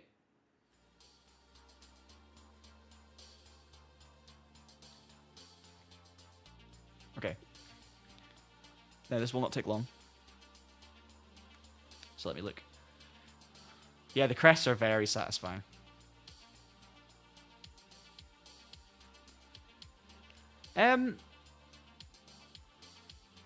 Umbo pause. I'm so sorry for butchering your... It might be Bopa use. I'm sorry, I have no idea. It seems forgiving, but probably just because the player is good. Not really. I'm not terrible, but it is actually pretty forgiving. It is pretty forgiving. It's more forgiving than other games of this ilk in the past, I would say. And that's not to say, as the game's already updated, by the way, that's not to say it's like completely forgiving, and it's not to say it's easy. It's just it's more intuitive than many other games of this ilk, and it is easier to get used to. And obviously I've been playing, I've played a bit now, so I'm better than I was at the start, let's say. And I'm not terrible at these games generally, but I'm also not great at these games generally. I'm kind of, with these arcade style games, I'm somewhere in the middle, I would say. So yeah. That's a new pronunciation. I just can't, one thing about YouTube names is obviously some people have real names, so it's a bit easier. So like Mark Conception's got a capital C, so I know Mark Conception. That works. But see, when names are, I can't quite tell where there's meant to be a gap, or if it's not a name, if it's like a thing. There's probably plenty of people whose real names I've thought was a YouTube name and then butchered horrendously. So I have no idea what I'm saying. Anyway, yes. Yeah, it is less, I think it's less strict than Art of Rally. It's less challenging than Art of Rally to get used to, yeah. It's a German word. Okay. I'm really not going to attempt to pronounce it. I was describing it as like 2 separate words, like Umbaupause. I'm not even going to try any German. That's dangerous territory for me. Okay, competitions. And then we're going to go to season events. And look, we have a notification because here they are. Seasonal events. We've got 2 days 8 hours and 19 minutes to do these seasonal events. As you can see, it's a specific stage with a specific car, and we should have leaderboards. Also, I don't know if it costs 1,000 to enter or the prize is 1,000. I think it probably costs 1,000, and you get prizes based on how you do. But we'll work that out. I just wanted to go into the any kind of rally. Let's just pick Spain and then go to the leaderboards, because now we've updated the game. I'm hoping. Yeah, there you go. Look, our time's there. We're 19th at the moment. 1:38.5. 26 people have set times in Spain Class E event. So there you go. Go and you'll see TraxionGG on there. Go and smash it. Go and smash it. Let's do some season events then. So we've got the what's that? The Fulvia equivalent. And we've already the Alia Valentini. As you can see, Hockey Hoshi, who is also a YouTuber, a great YouTuber. Go and check out their channel. They've also done a review, I think. So we've done a review of this game, which you should definitely watch if you want to know more about it. I haven't watched the Hockey Hoshi review, but I'd recommend always watch more than one review, because you get more perspectives and you will get different information from both. So I'll put that plug out there. And then we have all these other times. So we're gonna jump in and see where we stand. You've got friends. So there's Oz. So Newtylicious in the chat has done a 1:33.2. He's better than me though. So I'm 1:33.2 is my challenge. I'm not going to get near the top, I don't think. But let's see what happens. Let's see what happens. 1:33.2. Get ready. 3, 2. Yes, I'm now seeing the... I've definitely not pronounced the German word correctly in an attempt to pronounce it as two different words in a name.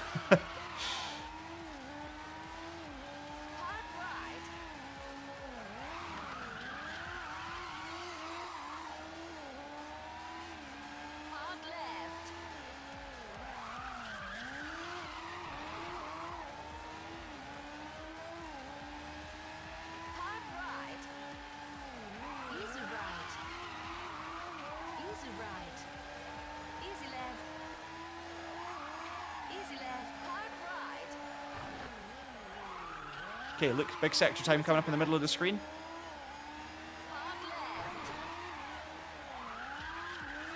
Obviously, we've got no AI leaderboard, so that's the difference. Instead of coming up with the AI times, you've got a kind of just a big split time.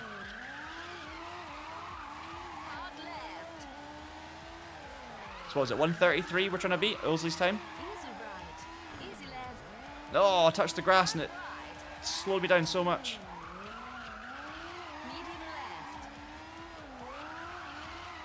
No! That's going to cost a couple of seconds. We're going to have to give this another go. Terrible. Terrible. Oh, I think we're going to beat it, though. 1:28.2. Okay. Where does that put us? 7th. I want to do it again, though. 1:25. See, this is instantly has got me hooked. So this is what's going to happen to you as well. We're in the top 15 at the moment. Obviously, only the people that have played this straight away. So you guys should jump on the game and give it a try yourselves as well. But you saw the run wasn't perfect, so I'm going to try again. And we're going to see if we can beat a 1:25.6. Oz is probably going to do a 1:23. Just a reminder, because we've just seen a question from Juko. Anyone tried on Steam Deck? We have tested it. I've not, but Ozley has tested it on Steam Deck as part of our review, which you can watch on the channel. And I can tell you it... I'll try that again. I can tell you it does work on Steam Deck. And it works well. Runs great. And we've actually got footage of it in our review, so do go and check out our full review. So I've now got a ghost from my best time, presumably, so I can see if I'm doing better, which is going to be good for learning how to be faster. Also, one thing I haven't showed you yet, look.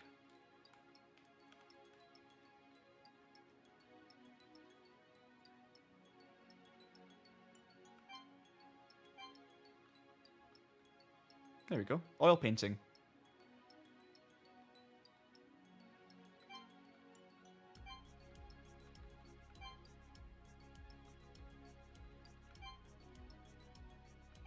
Get a lovely little photo of our what's that, the Fulvia? And then done. Image taken. Yes. Anyway, there you go. Little photo mode preview.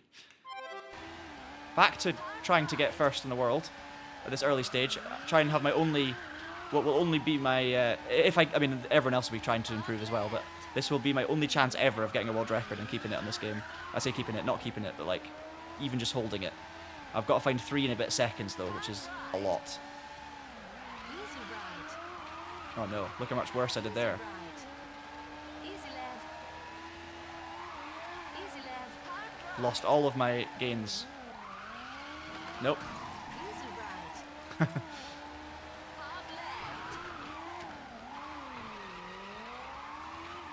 left. Terrible. Left.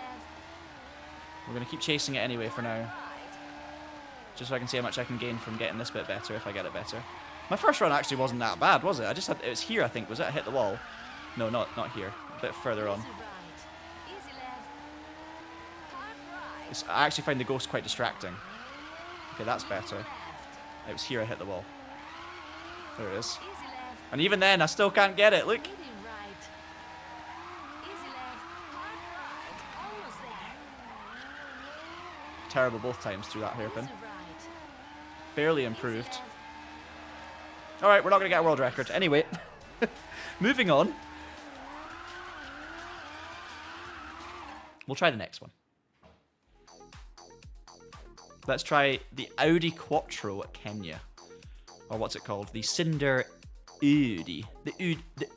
The Audi. The Audi. I love it. Cinder Audi. Now, Osley's 9th in this leaderboard with a 133.4, so that is our target again. It was a little epilepsy where you're trying to get a PB. Right, Oz, do the third one. Do the third one, because I'm not there yet. So if you do the third one now, I'll be able to chase your time. I'll try and beat you on this one, though, your existing time. Look how narrow this Kenyan stage is, though. Easy left. Got no margin for error. Nice to have a bit of variation. Hard left.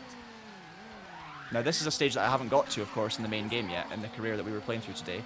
And it's a car I haven't obviously got to, a class of car that's further. So as you progress through this game, as you'll know from watching our review, not only do the stages get harder, the cars get faster, but, you know, it's also just everything becomes more immersive. Like, look at this jump, for example. That was a horrible, massive jump. But everything's narrower, everything's trickier. So part of the challenge is not only the difficulty going up or the cars getting faster, it's the stages getting harder. Danger from the right. Long easy left. Now, come on. Need to beat Oz's 133 here. Hard left. I need to obviously brake earlier, Easy left. but that means the pace notes are more crucial than ever before. Easy right. And I'm not going to go flat out over all the jumps this time. Medium right. Easy left. Attention, John. Oh, so satisfying though when you do Right. kind of get a good rhythm. Medium right. Medium left. Medium left. Easy Great sounds from the kind of the flutter from this Audi. See when the gear changes, you get that little flutter. No! No! Even the crowd booed. Right, we'll do one more run after this. Let's get to the finish so we know what's coming. left. No surprises. Easy left. Easy right. Attention, John. Reach ahead. Oh my goodness. Jumps all the way onto the bridge. Medium right. Medium left. Easy Very right. fast chicane. From the right. Danger everywhere. Medium right. Easy right. Easy left. Medium Actually nailed that bit. medium Not that bit. We've still got plenty of stage to go. This is where I'm going to really lose out to the faster drivers who are going to be flying through these stages. right. Almost there. Easy right. Easy left. Already up to the 138 mark, so we're going to try one more time to beat Oz's time. I'm 20th. So 138.3, Osley is... Hang on, top 15 I need to go for. Or friends. Yeah, 133.4, 9th on the leaderboard. Alright, let's try it. Yeah, Ready. 3, 2, 1. I was screaming during the fast chicanes. Easy right. Right, go away, Ghost. That's it. Look at the difference of touching the... going off the road, basically. Hard left. Easy left. Nice. Easy right. Medium right. Easy left.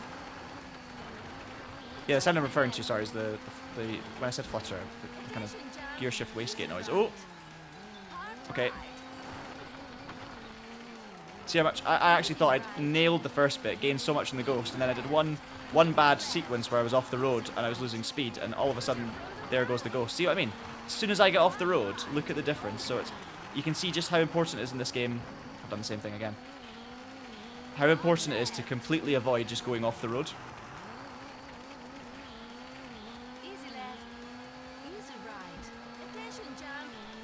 In this section as well, the speed is going to be all about just staying on the road.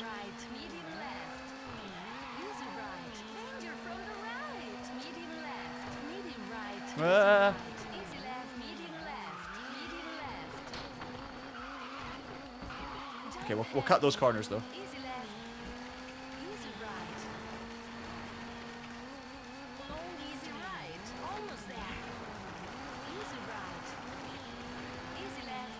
Concentrating so hard. 131.8. Right, we've got O's. We've got the 133. Look at the replay. Proper commitment. That stage is like, oh, that's hard. And this is the thing, when you actually learn the stage a little bit, that's where you can really try and get good, and it's really satisfying when you nail a corner. We're up to 7th. Fastest though is Hockey Hoshi, unsurprisingly 126.1. But if I find 2 seconds, I'm up to 4th. Let's try it one more time, because I'm really enjoying it. Let's get top 5. Yeah, restarting every mistake. Yeah. I've been there before. I don't know if anyone here remembers it. Please say if you remember it, because I'll be absolutely surprised if you do, but I'll be delighted. I did a video on the Traction channel way back in like the first 6 months of us existing, where I tried to break a world record in Art of Rally, even though I wasn't good enough. So like me as a not good enough driver, how much commitment and effort and time does it take to break any world record in Art of Rally? Yeah, you remember it, Oz. All right, good for you. I was about to say you edited it, but you didn't. I edited that one. I spent days. I think it was 2 days trying to break a record on Art of Rally. And I did eventually, spoiler alert, did eventually do it. And the video's in 2 parts, but basically it got to that point where like I would do like 150 restarts. And it was just like every time you do turn 1, not quite perfect, restart, 'cause what's the point? I'm not going to beat it now, so what's the point?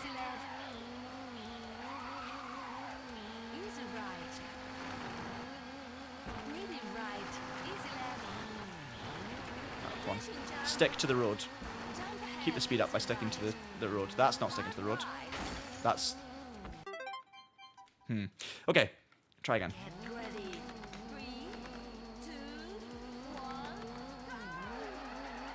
Yeah, those days are behind.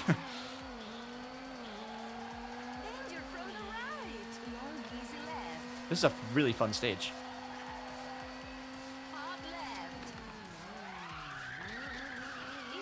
Oh, yes. Sounded like the Churchill dog there. Right, we can cut this one. Yep. And then we've got to stay on the gravel, essentially, to keep the speed up. This one I need to be a bit more careful. Nice.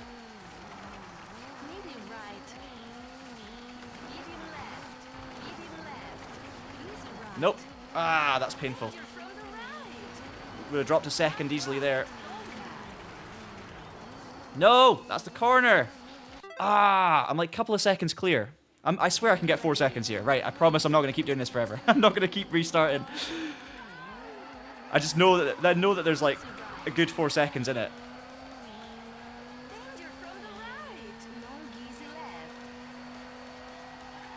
Come on.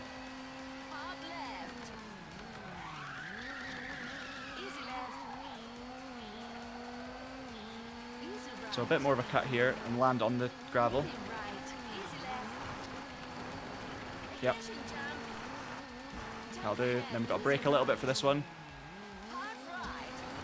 No, off the road a bit, but it's okay.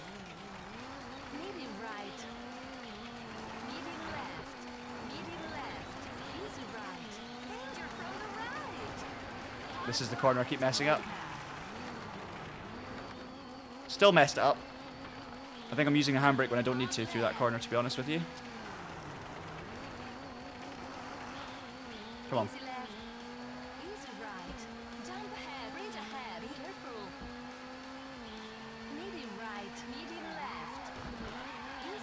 Slower through there than I was previously.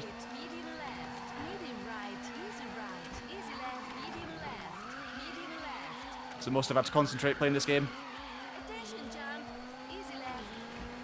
Easy right. Long easy right. Almost there. Easy right. Easy left. 1:30.0. I've got more time in me, but yeah, I'll take that. We're up into 5th. Hey, top 5. Quick. Freeze it. Oz has done a 30.4. Everyone in the leaderboard is automatic. The first manual driver is actually 15th, which is interesting. Now, I can go both. I don't mind. The reason I've gone auto is because, well, first of all, everyone else is going auto, but secondly, it's just one less thing to think about. I don't think it makes it more enjoyable, but let's do it. Let's change to manual for the last challenge. I think the thing that I'm unsure about with the gears here. Actually, how do you change the? Trying to remember where to go to change it. Select your route. Not there.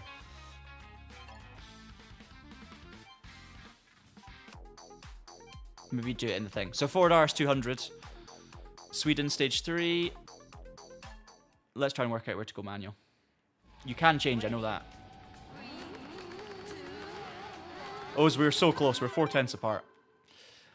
I don't know where to... Oh, it must be... I thought I was in settings. Hang on. How do I change this? Options. Controls. Transmission. Here we go. Manual. Okay. We're now manual. Last season event. Sweden stage 3. Ozzy's 4th with a 1:29.5, so that's the target. We keep going until we get a 1:29.5.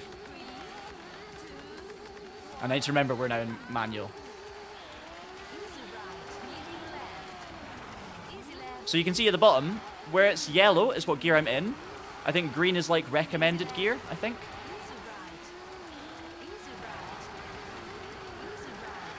So like there, oh, I stayed in 4th gear and then look, I'm going to bog down hugely.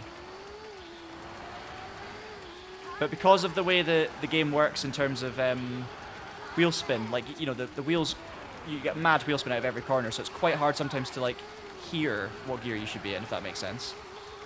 Because it doesn't, the car obviously doesn't handle like a real car in terms of the way it accelerates out the corners and stuff. It's a bit arcadey, which means I can't apply real logic to what gear to be in. I've got to kind of just go with my gut.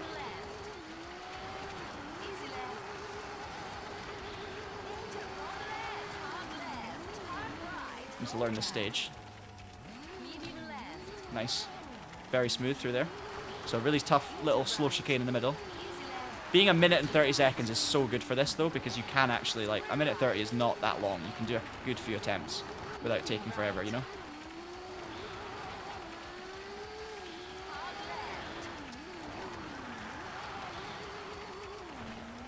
So what's the target now? Is try and get a it's to beat Ozzy, but it's also to try and get the manual world record briefly.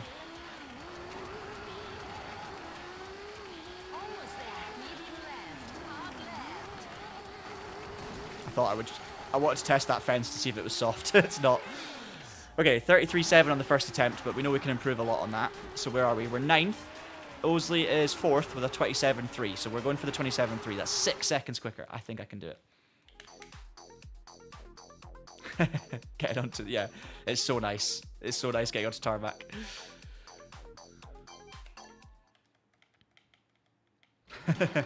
Come on, we can do it.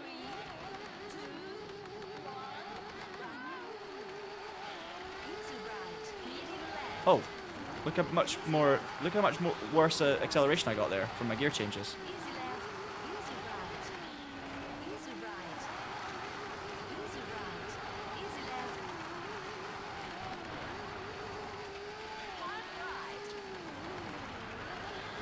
Sorry. I just don't think it's more fun in manual, honestly. And I'm always an advocate for, like, you know, authenticity in terms of like assists and stuff, like turn them all off. And yes, you could argue it's better because it's more challenging, but I'm not enjoying the run more because I'm using manual gears. Does that make sense? It just feels very similar, except I'm just kind of hoping I'm in the right gear. I don't think there's an advantage. Some games have an advantage to manual gears because the kind of automated system, We're actually going to change it back. The automated system is... I'll not change it back. I'll try and get a manual run.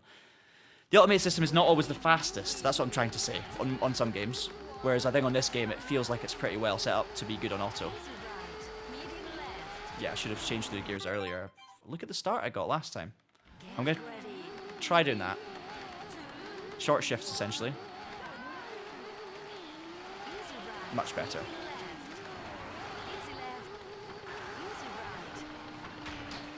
Okay, so short shifts are a thing. Okay, all good. Right, let's do this, come on. Take it easy. But yeah, auto is fine.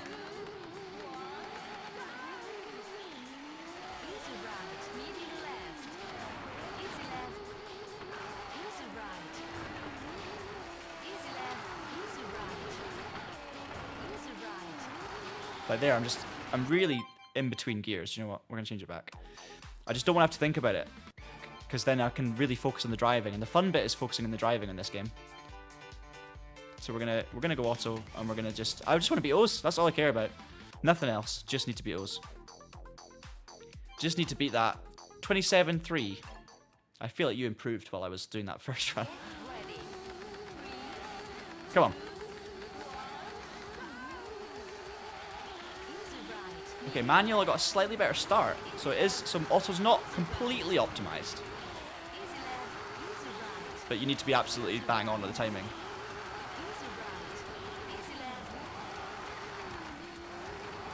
Right, come on, full concentration.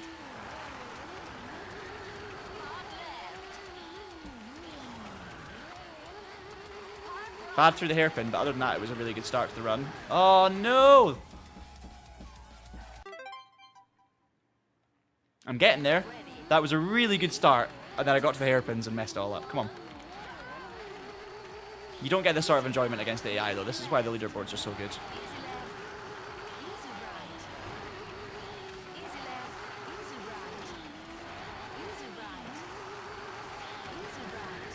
Nope. Nope. I'm giving myself a maximum of 3 more attempts, guys. I'm not just going to sit here and restart every 2 seconds for you, because it's not fun. Not fun to watch.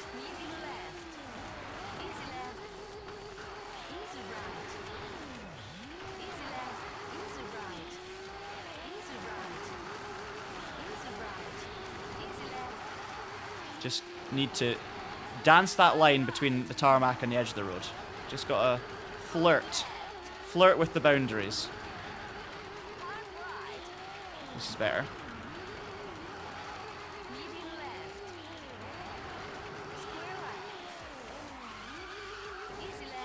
Back onto the snow.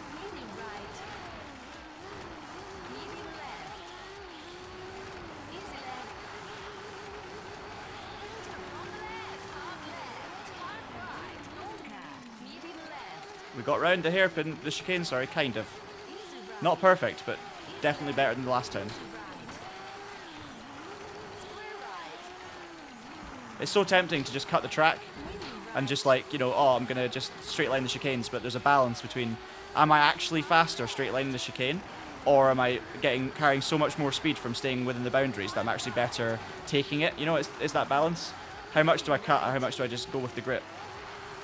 And the only way really, I guess that ghost is the only way you can really learn which is fastest in real time, because you can see. No, last corner. No. 29. O's is on a 27. Still a 27. 2 seconds. All right. This is it. We're gonna end the stream after this. We're gonna have a last few attempts to beat Osley, and then I'll be happy.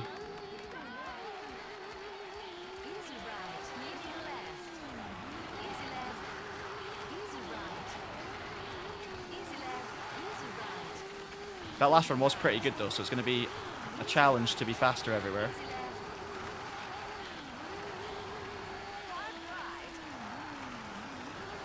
Go away, Ghost. Leave me alone. How have I done that? I'm saying, how have you done that? How have I done that?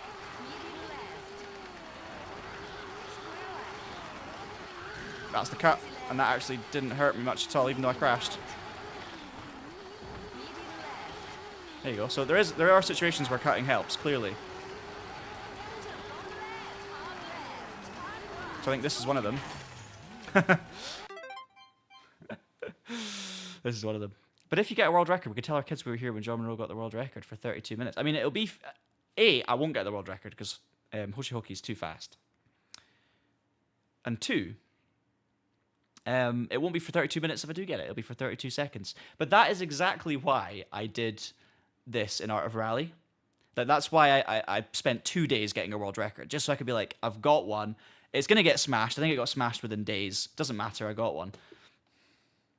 Break right, thank you, Oz. Give me some advice to beat you. One more attempt. Brake earlier than you feel you need to and push on the exits.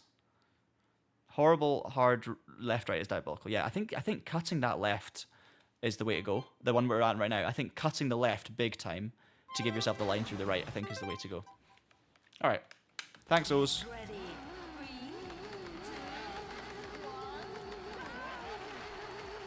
But hopefully you guys can see why auto's the way, even though manual might be faster, while you're trying to get up to speed and learn.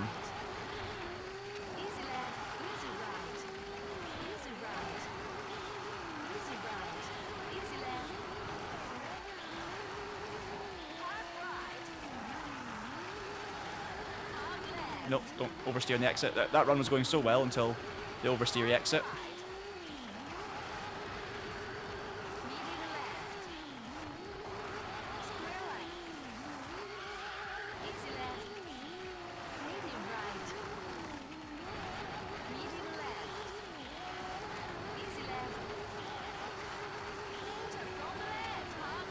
Big cut.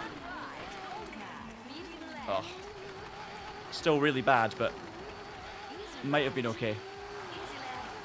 A couple of seconds to be gained there. This is the bit where I'm talking about where do you cut or do you just leave it?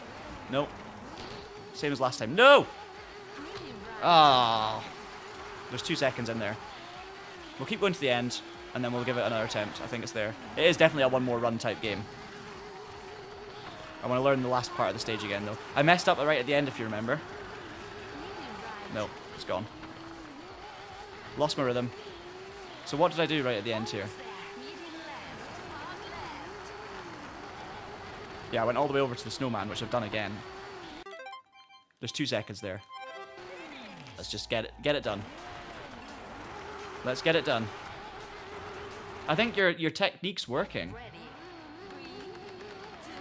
The steering is not... I think the throttle and brake does feel digital. I don't think there's much nuance to it. But the steering's obviously got a lot more nuance. Nope. Nope, nope, nope, nope. Right, one more. I know we'll do it, Oz. I know you have a lot of faith in me to beat you.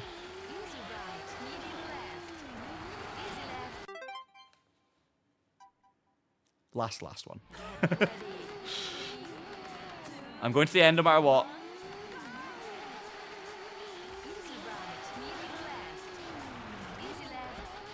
Messed up the first corner. I said we're going to go to the end, so we're going to go to the end.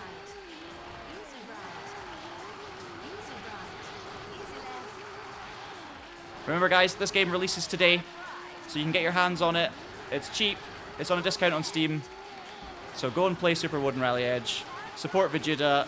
It's an amazing game for one developer to create, really. It's super fun, very engaging, and yeah, just a good time. So buy the game on Steam. Support the racing game industry, and hopefully, you know, that'll help ViJuDa make more games in future that we can all enjoy, whether it's rally spin-offs or Super Woden GP 3 or whatever it might be. That's the worst corner in the world. We're stuck outside the fence.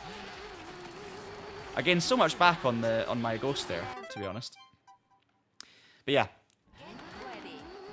go and enjoy it. We'll obviously be bringing you more content on all sorts of games like this. If there are more exciting indie releases, obviously we'll be bringing you content of all the major racing game releases too. So do subscribe to the channel so you don't miss any of those. Do watch our full Super Woden Rally Edge video review, which is already on the channel, if you want to find out more about the game, and if you want to see footage of Steam Deck and things like that. And leave us a like if you've enjoyed the stream. Thank you, as always, for all of the support. You guys are the best. And now it's concentration mode to actually try and get a good time. on my final attempt. What am I going to do in the horrible left-right chicane, though? Here it is, coming up. Oh, that's it. I've messed up the exit, but it's okay. Could have been worse. We survived. This corner I always go too deep, but it's better. It's better. Come on.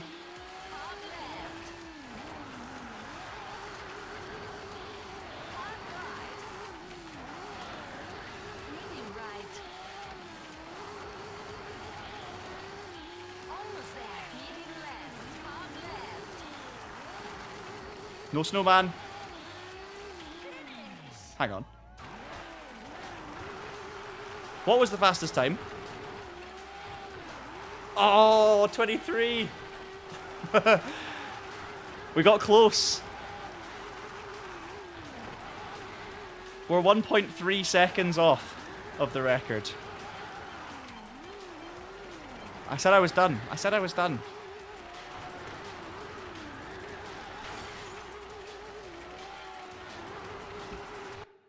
For the glory. We're not done.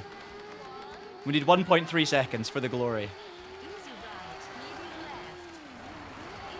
I've lured myself now into a false sense. Look, I now need to be better than that last run, which was very good.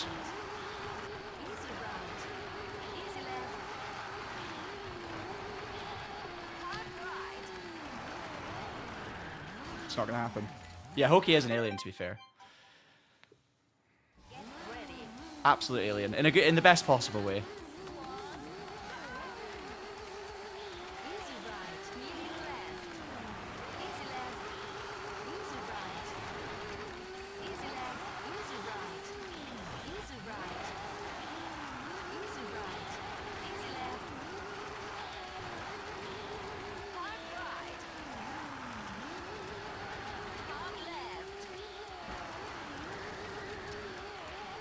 Get off the snow. So frustrating. So frustrating. I can definitely, you know, you can see I've got tenths of a second here and there, but it's just trying to get, like, trying to hook up the entire run is so challenging. You just need to be, you know, absolutely spot on. This is what I ended up doing with Art of Rally, though, when I played that game a lot. You get into a routine and you go, just one more, I need to get another second, and then, oh yeah, I've got that target, but now I'm closer to this one, so, you know, just need a little bit more, and you end up sitting there for, well, 2 days.